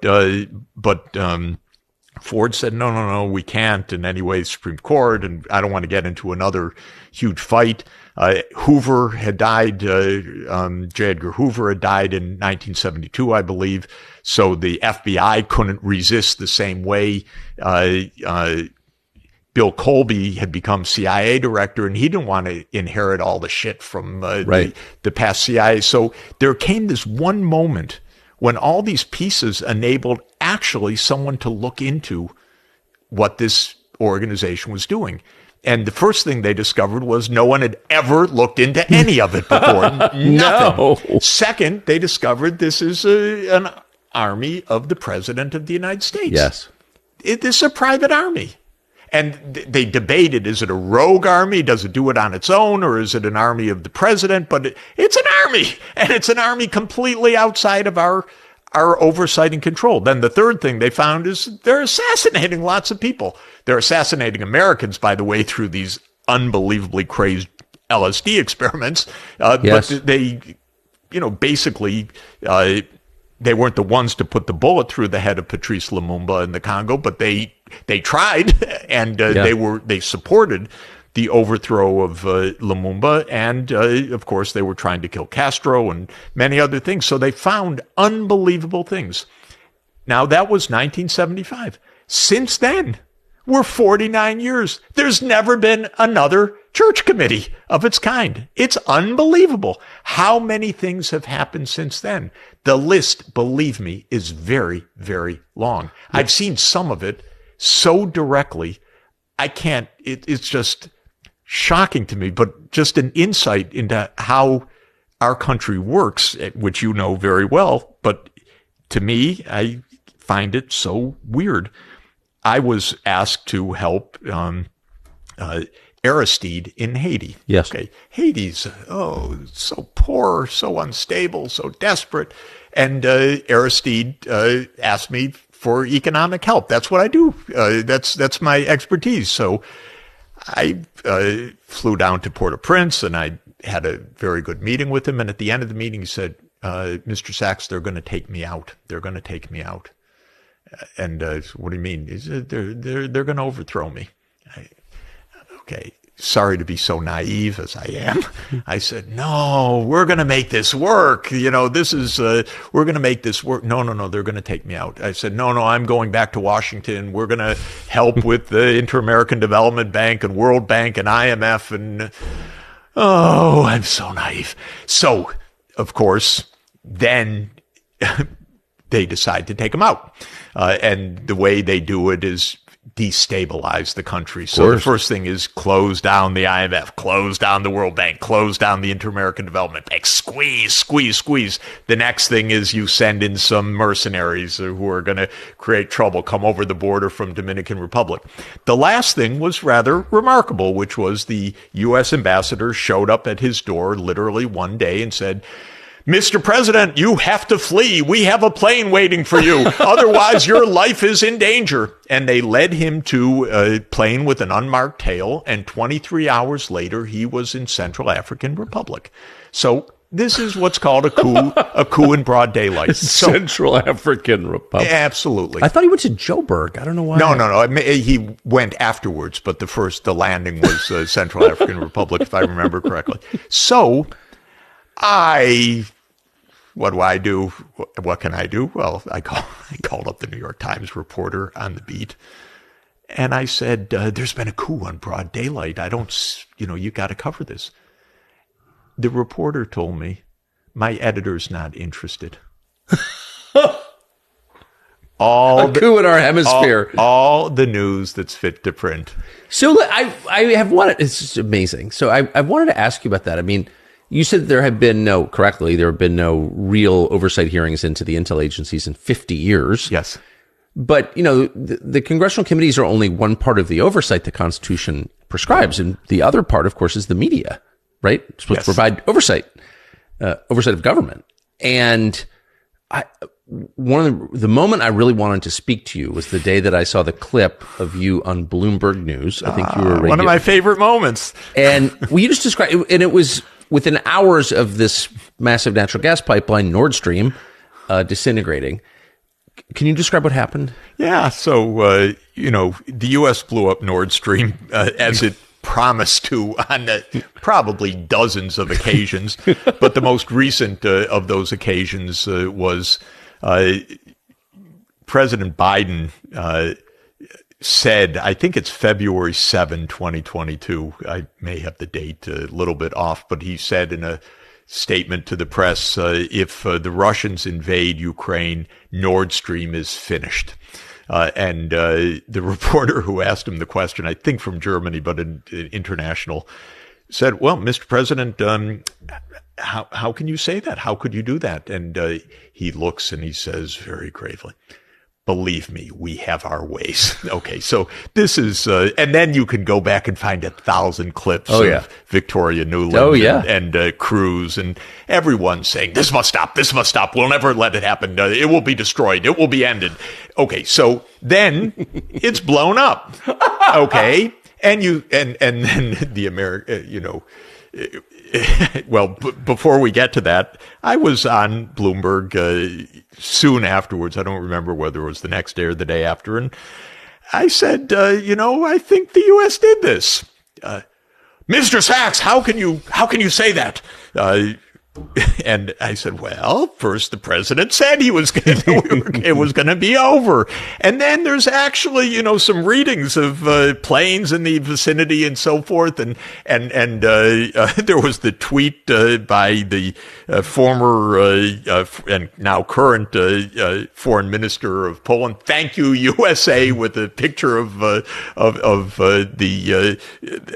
water bubbling over the blown up pipeline. Radek Sikorski's tweet. Yeah, there was Anne Applebaum's husband. Yes, there was a bit of evidence that, well, yes, the United States had done this. Thank you very much. They said they would, and they did it. I was yanked off the air within 30 seconds. I could imagine, because he was listening to something in the earplug, which I could only imagine. Get that son of a bitch off the air, and they just this interview's over, and he stopped. And then another anchor berated me for a few minutes after that. And okay, that was the last time I had a word on mainstream media, I have to tell you. Seriously? Yeah.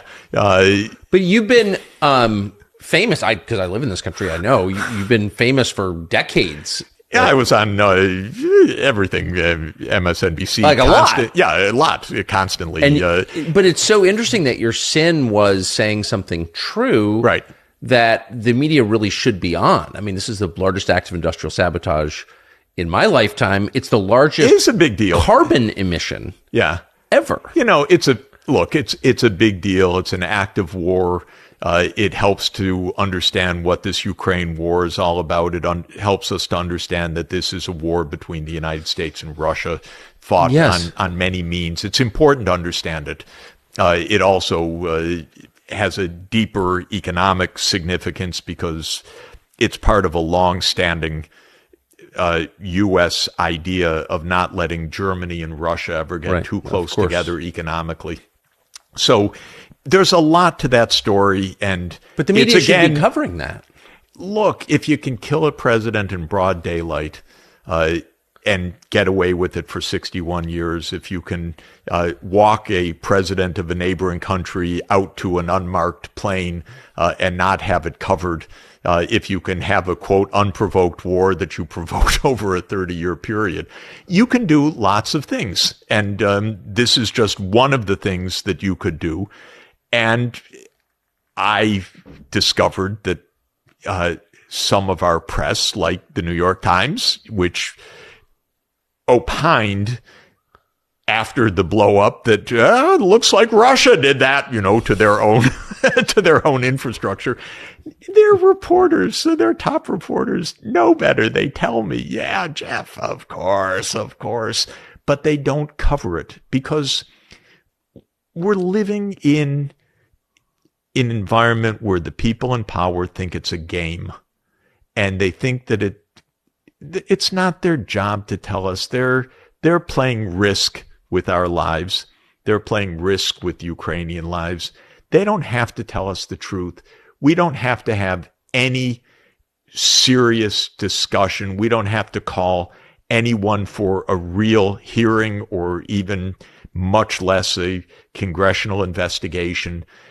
We're not living in that kind of world. We're living in a world where it's almost daily that the government says what it wants.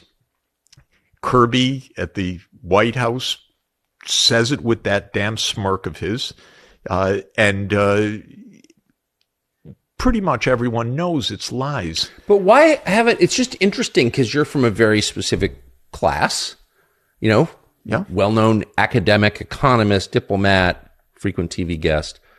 And, there are a bunch of other people in that world, but you were pretty much the only person to say, no, that's a lie, and I'm not going along with it. Why you? Why didn't you do what all of your peers did?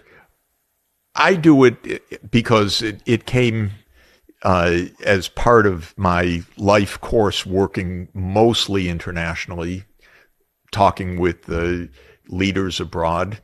I care about my credibility a lot, which is, I'm not always right, but I try to always be right. Yes. And I have a lot of discussions every day with foreign ministers or with senior diplomats or with heads of state. And for me, I don't hold an office. I don't do anything other than try to have reasonable ideas and speak as truthfully as possible. So it's kind of a career approach, which is I'm trying to be accurate. Right, but there should be a lot of people like you in your world. Yeah. I know for me, I'm not interested, and I would not take a job in the U.S. government, for example. I couldn't anyway, with all the things I've said. I can imagine the congressional hearings. It would be, did you say that about the U.S. government? Did you say that about the U.S. government? But in any event, I'm not looking for a job. I'm not looking for a USAID grant. I'm not looking for a U.S. government grant. So in that sense, also, I'm not exactly, I hope, trapped in that way. I'm just trying to be accurate. And what I'm really, really trying is to help the United States government understand they're operating on dangerous trajectories and with a lot of delusions, and it's very risky for everybody. And I also have a big measure of resentment. I don't like the risks that we're being put under, Tucker. Yes, I agree. I agree with that completely. I don't like it. You got children. This is not a game. I got grandchildren, and I really care about this, and I don't like the games, and I want people to tell the truth. And if we told the truth, we could actually stop the wars today. I don't mean, that sounds crazy. It's not crazy. If we told the truth about Ukraine, if Biden called Putin and said that NATO enlargement we've been trying for 30 years, it's off. We get it. You're right. It's not going to your border. Ukraine should be neutral. That war would stop today. Oh, there'd be lots of pieces to figure out where exactly will the borders be. How will it go? I don't say that there won't be issues, but the fighting would stop today. If the government of Israel either were told or said, there will be a state of Palestine and we will live peacefully side by side, the fighting would stop today. These are basic facts, basic matters of truth that if we actually spoke them, if we actually treated each other like grown-ups, we would resolve what seem to be these, insurmountable crises. They're not at all insurmountable. They just require a measure of truth. How have you been treated by your peers for saying things like, I hear what you just said, and I think it's indisputable.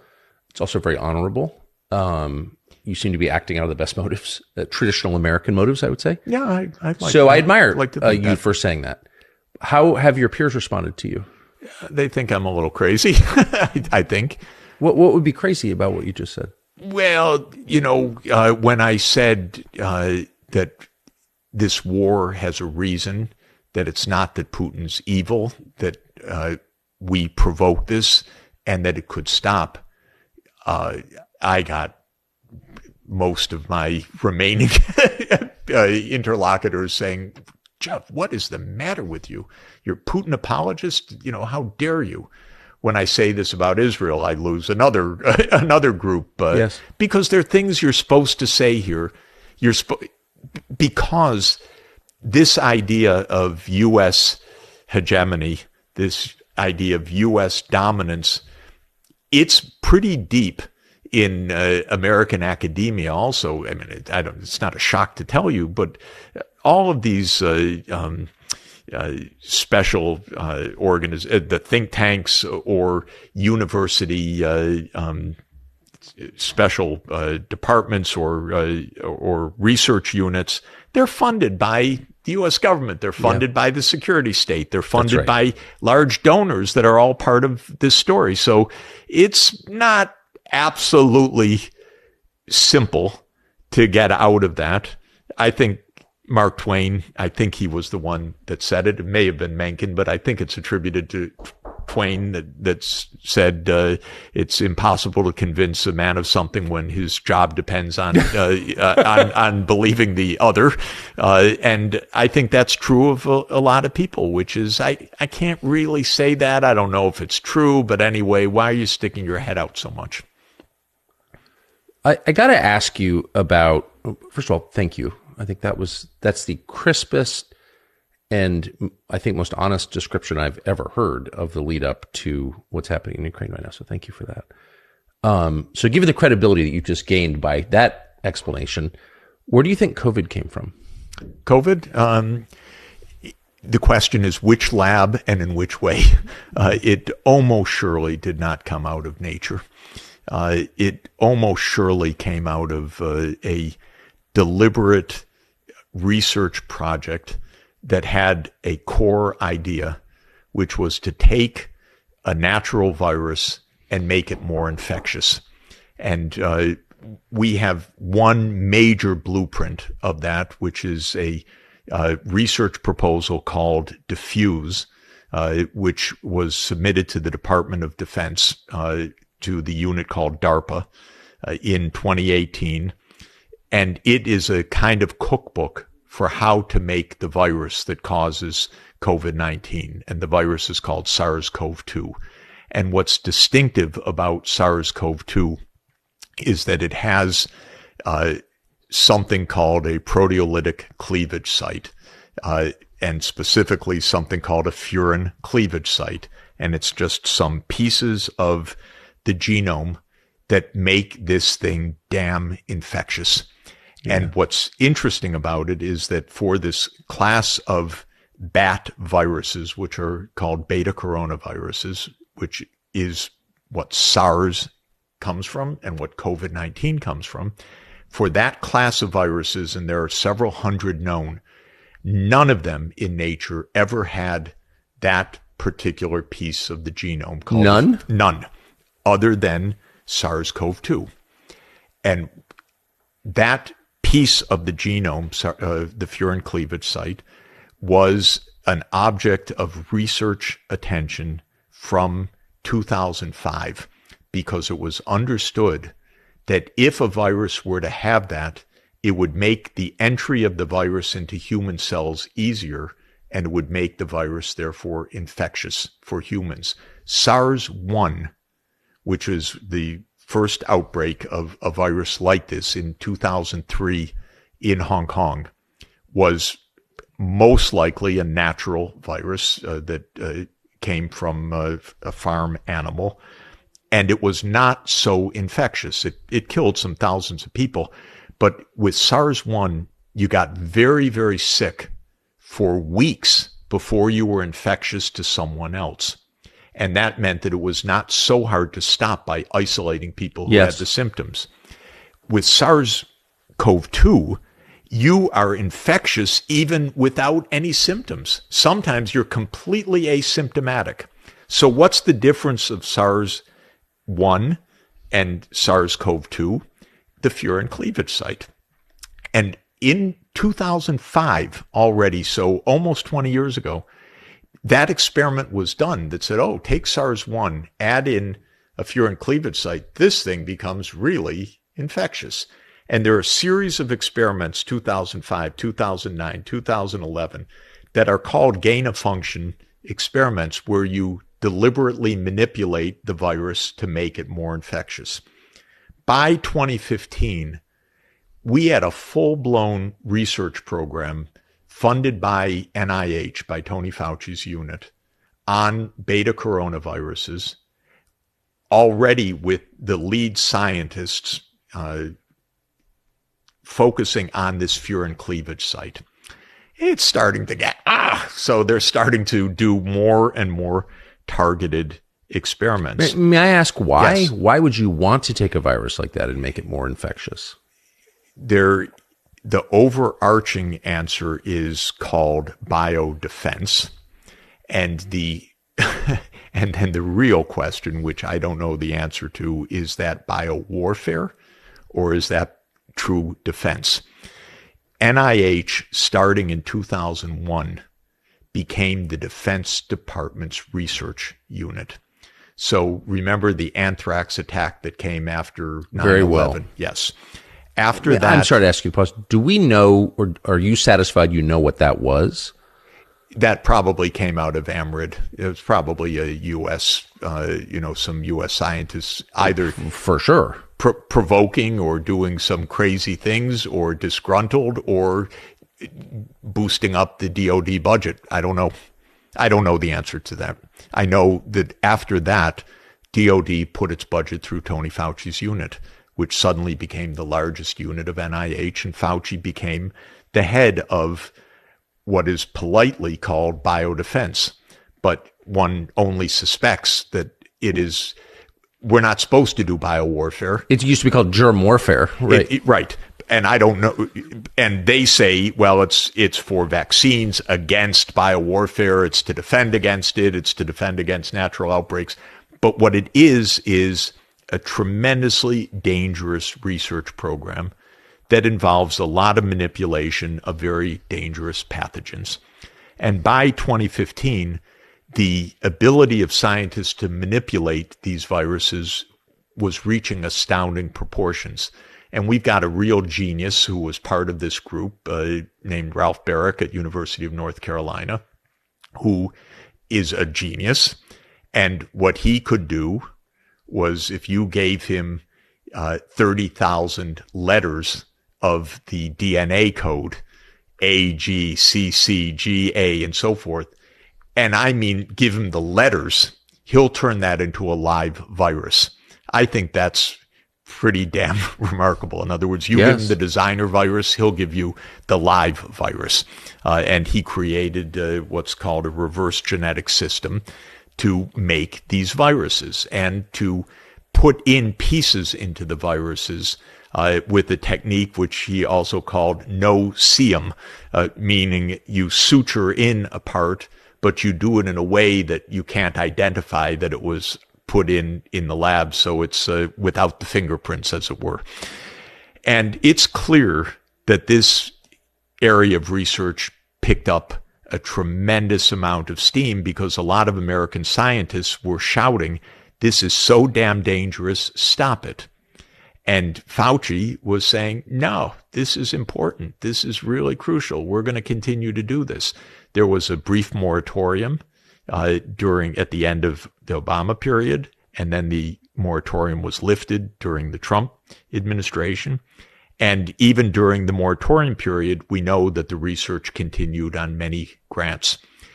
It's clear when you look closely at this that they were getting closer and closer to this insertion of the furin cleavage site into SARS-like viruses. Now, in 2018 came this proposal. As always, this was a highly classified proposal. We only learned about it after the fact by a whistleblower. We never even would have learned about it, even in all of the commotion of the pandemic, but for a whistleblower, a brave whistleblower in the Department of Defense who said the public needs to see this. And when you look at the diffuse proposal, really you say, holy shit, because on page 10, it says, we have collected more than 180 previously unreported beta coronaviruses. And on page 11, it says we're going to test them for whether they have a proteolytic cleavage site, which is a furin cleavage site. And if they don't, we're going to insert a furin cleavage site into them. It's the goddamn cookbook for how to make this virus. So here comes the Defense Department turned it down, supposedly. I mean, probably did. And then comes the question, well, so what happened? Well, the people that wrote that little cookbook said, not us. We didn't do anything like that. No, it got turned down. Nothing to look at here. And there are I know because people have told me, oh, Jeff, it's not just that it got turned down. They had done the work even before they submitted the grant proposal. That's not uncommon in science, which is you do a lot of the work beforehand. So I've heard that on good authority. I can't verify it personally. And there are so many strands now that say, yeah, something really screwy was going on. For example, there's a very weird paper, weird to me, by Barrick and the head of what's called Rocky Mountain Laboratory, which is a NIH laboratory under Fauci's authority, that reports this completely bizarre finding. And the finding sounds very technical, but it says the Wuhan Institute of Virology type 1 virus does not infect Egyptian fruit bats. Okay, that's the title. So you say, so what the hell is that? What that is that obviously in 2019 and 2018, they were doing experiments using viruses from Wuhan in the Rocky Mountain labs with their collection of bats. Okay, so one theory, and The bats in Rocky Mountain Labs is called an Egyptian fruit bat. It's not the kind of bat that carries this virus in China, which is in Yunnan, which is a different kind of bat. But they tried it in Rocky Mountain Lab. I scratched my head and said, what the hell? We have Rocky Mountain Lab doing experiments with Wuhan viruses in Montana in NIH labs with Ralph Barrick, who is one of the principal investigators of the insert the furin cleavage site into the virus. I'd like to know more about that. Thank you. Isn't that curious? Then there are other scientists that have pieces of this puzzle. So the answer is we don't know exactly. One theory is that it was concocted in the U.S.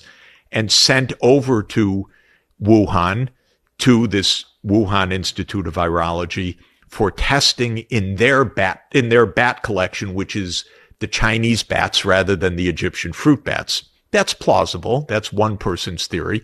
There are other theories that even a related research group, German and Dutch, may have played a role because they have in Wuhan research. But when the virus broke out in that period at the end of 2019, early 2020, there's commotion among the scientists. What the hell is this? Where'd this come from? Oh my God, did we do this? How'd this escape? Or whatever. Nobody knows, of course. So they start having secret calls. And one of the most important of these calls was on February 1st, 2020. That was then memorialized by one of the participants in a long memo, all of which became public through a Freedom of Information Act subsequently, because our government has lied to us about every single moment of this from the start, hasn't told us anything about any of this. It's all whistleblowers or Freedom of Information Act. That's the only way we know any of what I'm describing to you right now. No one has told the truth at all. So on the February 1st call, the scientists say, oh, God, this looks like a lab stuff. One of them says, I can't figure out how this could have ever come out of nature. And they're all looking at the furin cleavage site because they know, this group of scientists knows that's the object of research. That's the goal. It's never been seen before in a virus like this. It's the signature right there. I did this. And 4 days later, that group authors the first draft of a paper called The Proximal Origins of SARS-CoV-2 that says it's a natural virus. The same people wrote it? The same people who privately said it's out of a lab, most likely. So it's just, that is provably a cover-up then? That's a cover-up. This paper is a fraud. It has not been retracted until today. And it's a fraud. Where did it run? It ran in Nature Medicine in March 2020. Which I think is considered one of the most credible medical journals, right? When I read it, when it came out, it was, I think, the most cited paper in biology or in medicine by far in 2020. Everyone wanted to know where this virus came from. I read it, and I went around knowingly telling everyone, oh, it's natural. You have to read Proximal Origins of SARS-CoV-2. Because it never occurred to you they would lie in Nature Medicine. Because this is the top of the heap of the scientific journals and the scientific establishment. The top. Nature. You know, there are two great science magazines in the world that have a history that is so deep. One is Science, that's the U.S. one, and the second is Nature, which is the British one. And Nature is the one that originally published Darwin, and it's so illustrious. And I was so smug, oh, you didn't read Nature, SARS-CoV-2, Proximal Origins, because you believe that stuff when it's written there. It's a fraud, that paper. And it stands to this day. To this day, they have not retracted it. There is last week a call by several scientists to the editor, a very clever one, calling for its retraction because, this is interesting, all in the weeds, but it's like everything we're talking about, the nonstop lying. The paper was to, as an important extent, honchoed by somebody named Jeremy Farrar, who at the time was the director of British Wellcome Trust, which is a huge foundation that supports biomedical research. And Farrar was working with Fauci to make it look like nature. And so he was part of this, group, but he's not a named author.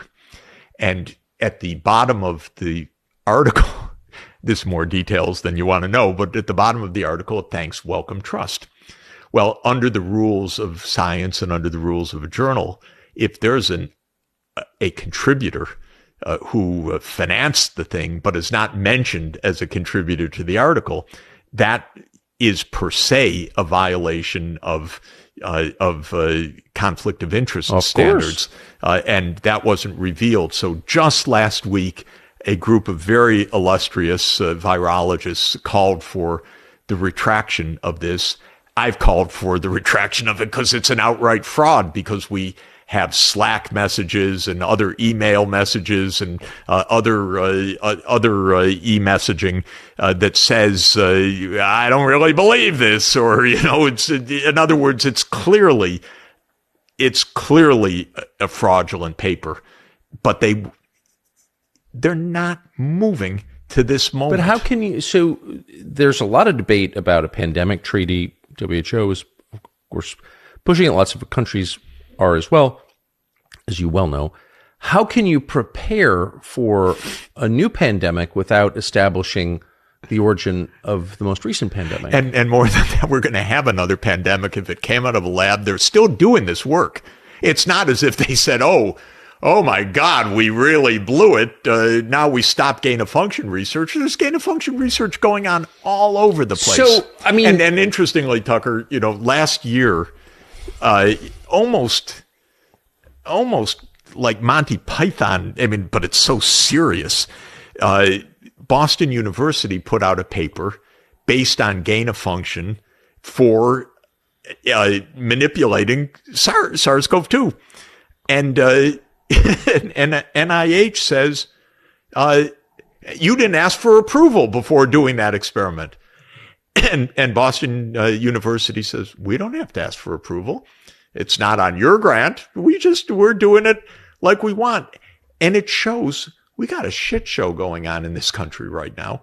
If a university thinks it can do whatever it wants, and if NIH has a different opinion and we have no rules and they're doing work on dangerous pathogens, yeah, we're going to have another pandemic.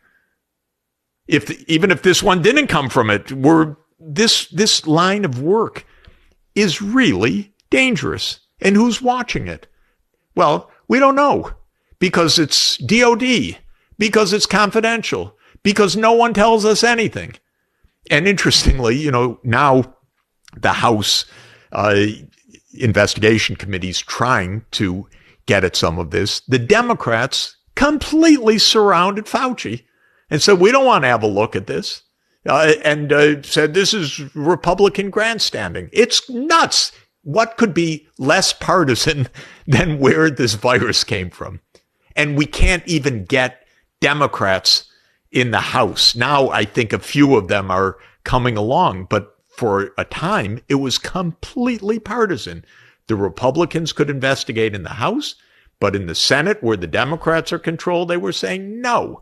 And Rand Paul asked me to come in and meet his counterpart, who's the chair of the committee, Peters, and I did. And now, by the way, they are moving in the Senate because you got these bright red lights flashing. Holy hell, let's find out what happened.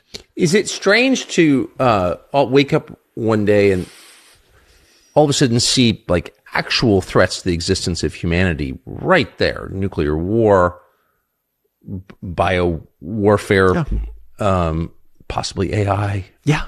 But just right there. I mean, what big picture, what is this? Did you ever think you would, after living in the most prosperous country in the world your entire life, find yourself in a place where the country you live in is basically causing, the potential extinction of humanity. I think it's really true and important to understand that since 1945, we've been living this way, and we don't know it. We're barely aware of it. But the ability to screw things up in this world is very high. The ability to have terrible accidents. Oops, where'd that virus come from? Yep. The ability to have a nuclear war even by accident, but much less when you're in the face of your opponent and talking about defeating them and so forth. A war between two nuclear superpowers that we have normalized. We're not at war. We're just feeding them all the weapons, and and the British, who are the worst at this, they can use the weapons wherever they want. No constraint, no control. We've been living this way, but we don't know it because, like everything else, the narrative doesn't permit it. One day, Biden said I think it was the fall of 2022, this is pretty dangerous. We could be on a path to nuclear Armageddon. He didn't say that in a speech to the American people because he doesn't give speeches to the American people. He doesn't talk to the American people. He doesn't have press conferences. He said it at some fundraiser, as usual, and then someone reported it. What was the reaction of the press the next day? Almost to a paper, the reaction was, how dare he say these things? How dare he scare the people? How dare he say a word like Armageddon? There was, I think, an editorial in the Wall Street Journal, if I remember correctly, that this unforgivable, this kind of slip of the president of the United States. So it's disgusting. Biden, for a moment, blurted out the truth, no doubt by accident, no doubt because he was in some fundraiser, probably trying to impress some donor. But the reaction wasn't, oh my God, what does this mean? How do we consider this? Let's go back and think about unprovoked, and maybe we could decide how to step a little bit back from the cliff. And no, absolutely the opposite, completely the opposite. And I've seen, not only you could have a pandemic that kills an estimated 20 million people and not really care to find out where it came from. You can be on the brink of nuclear war. We can have Ukraine shelling the Zaporizhia nuclear power plant. Do you know our newspapers won't say that it's Ukraine shelling the power plant? All they will say, and Ukraine is shelling the nuclear power plant. I can reveal as if it's a surprise because the Russians are inside the power plant and the Ukrainians are trying to take back the power plant. And so these shells come to the nuclear power plant. And then our lovely newspapers say, each side accuses the other of shelling the nuclear power plant. And I happen to know, for the reasons that I know some of these things, that of course, it's Ukraine shelling a plant that the Russians are inside of, not Russians shelling the plant but you can't get officialdom to say this. You can't get the newspapers to say this. That's pretty serious to be shelling a nuclear power plant. Are you out of I put that on the list that we've been adding to. Yeah. Are you out of your mind? Right. Don't do that. But they're doing it. In the country in the world that's actually had a profound nuclear accident already. Exactly. You might mention that maybe they would know something about it, that there would be some reticence about so that leads to my last sincere question, which you may or may not answer, but you're telling the truth about things that are they're big things, like the biggest things. And in a world where you're just absolutely, as you've noted repeatedly and correctly, you're just not allowed to do that. And you're telling the truth about people who don't care about the deaths of millions, who have caused the deaths of millions. So are you worried because you do have credibility, you're not a crank, and your job and your career give you just prima facie credibility? It's a big thing for you to say these things.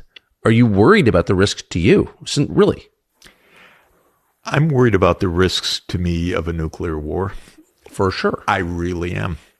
I spend a lot of time with diplomats. I really like diplomats, by the way. It's even when, countries hate each other or at war, good diplomats smile and talk to each other. And one could say, oh, how cynical, but it's actually quite nice. I believe the human touch is what can keep us alive, actually. I don't think it's a naive idea. It's actually a quite deep idea. Russia has one of the greatest diplomats I've ever seen. I think Lavrov is absolutely remarkable. And I've known him for 30 years. Have you really? Yeah. It's funny, he in a fair world, in a meritocratic world, he'd be very famous. Even if you disagree with everything he said, because he's obviously smart. He's astoundingly smart and astoundingly capable. And he's astoundingly someone that we should be speaking with. I agree. To find an answer to this.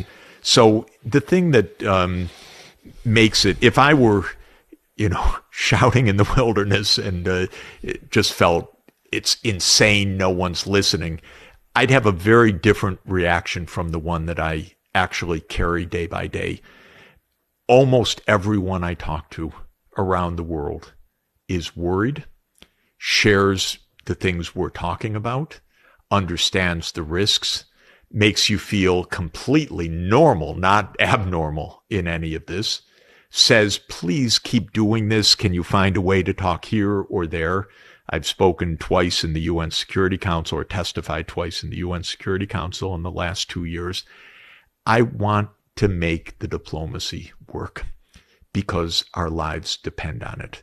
And we stopped all diplomacy in the United States, all of it, except what we call speaking with our friends and allies.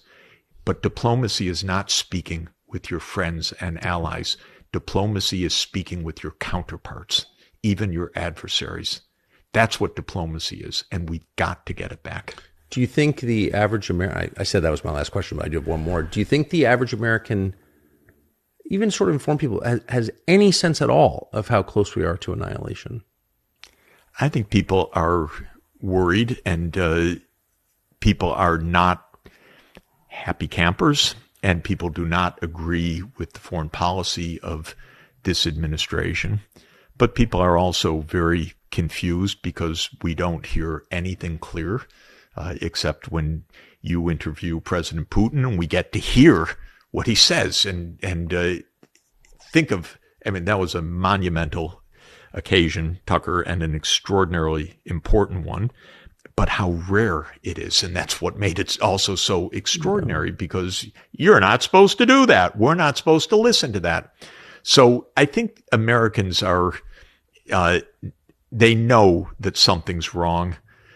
They don't know exactly. How could they know what exactly is wrong? The level of trust in government is extraordinarily low. That low trust has been, unfortunately, amply deserved, because our government lies and lies and lies, and it doesn't even try to tell the truth anymore. It tries to make a narrative. So I think people sense something seriously wrong. But God, I hope our lives are in the hands of a few people, and they better learn some prudence, because they have not had it for a long time. And they don't even understand what it is to talk to a counterpart. And my absolute core bottom line is, until Biden speaks directly with Putin and starts talking, our lives are deeply at risk. And it's unimaginable to me that we are in open war as we are, and we're not even trying to find the path to peace right now. And we have crazy statements. The president of Finland said, the path to peace is through the battlefield. These people don't understand anything. And I was just going to mention two quick things in closing. One, I spent a lot of my life studying the Cuban Missile Crisis and its aftermath, and I wrote a book about Kennedy's peace initiative in 1963, which was remarkable because he actually, in the height of the Cold War, reached the partial nuclear test ban treaty with Khrushchev, and they both knew we had to pull back from the brink because they both had advisors that would have led us to nuclear annihilation. And they were just completely shocked as the two people who had saved the world, but just barely, how close we had come. But one of the things that most people don't know about the Cuban Missile Crisis is that even when Kennedy and Khrushchev had reached an agreement, we almost had nuclear war after that event because of the disabled Soviet submarine. Do you know this event? Because it's one of the most remarkable, little-known facts of modern history, and it's worth understanding.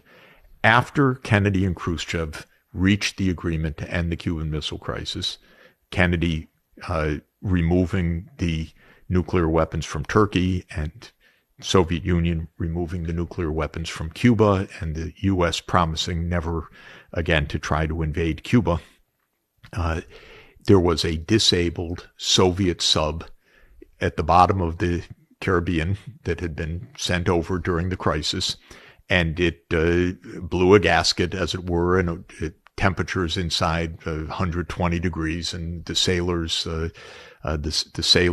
fainting, and the ship deeply disabled. And this was 1962, so the communications did not exist. The ship was out of communication. They had no idea what was going on. So they decided to surface, and as they surfaced, American Navy pilots were dropping charges on the sub. And it's not absolutely sure, but one story is that the Navy pilot, one Navy pilot for fun, was dropping live grenades on the sub as it was surfacing rather than depth charges. And the pilot thought that they were under attack and that there was a war above the surface.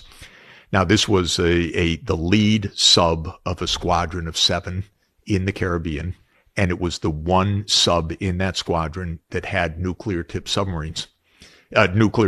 torpedoes, And under U.S. doctrine, any attack by a nuclear weapon was to be met by the full force of the U.S. nuclear arsenal with an attack on across the Soviet Union, China, and all of the Eastern European countries. Estimate 700 million dead. And that was to happen with any nuclear attack. And Curtis LeMay was the head of the U.S. Air Force at the time, and he couldn't wait.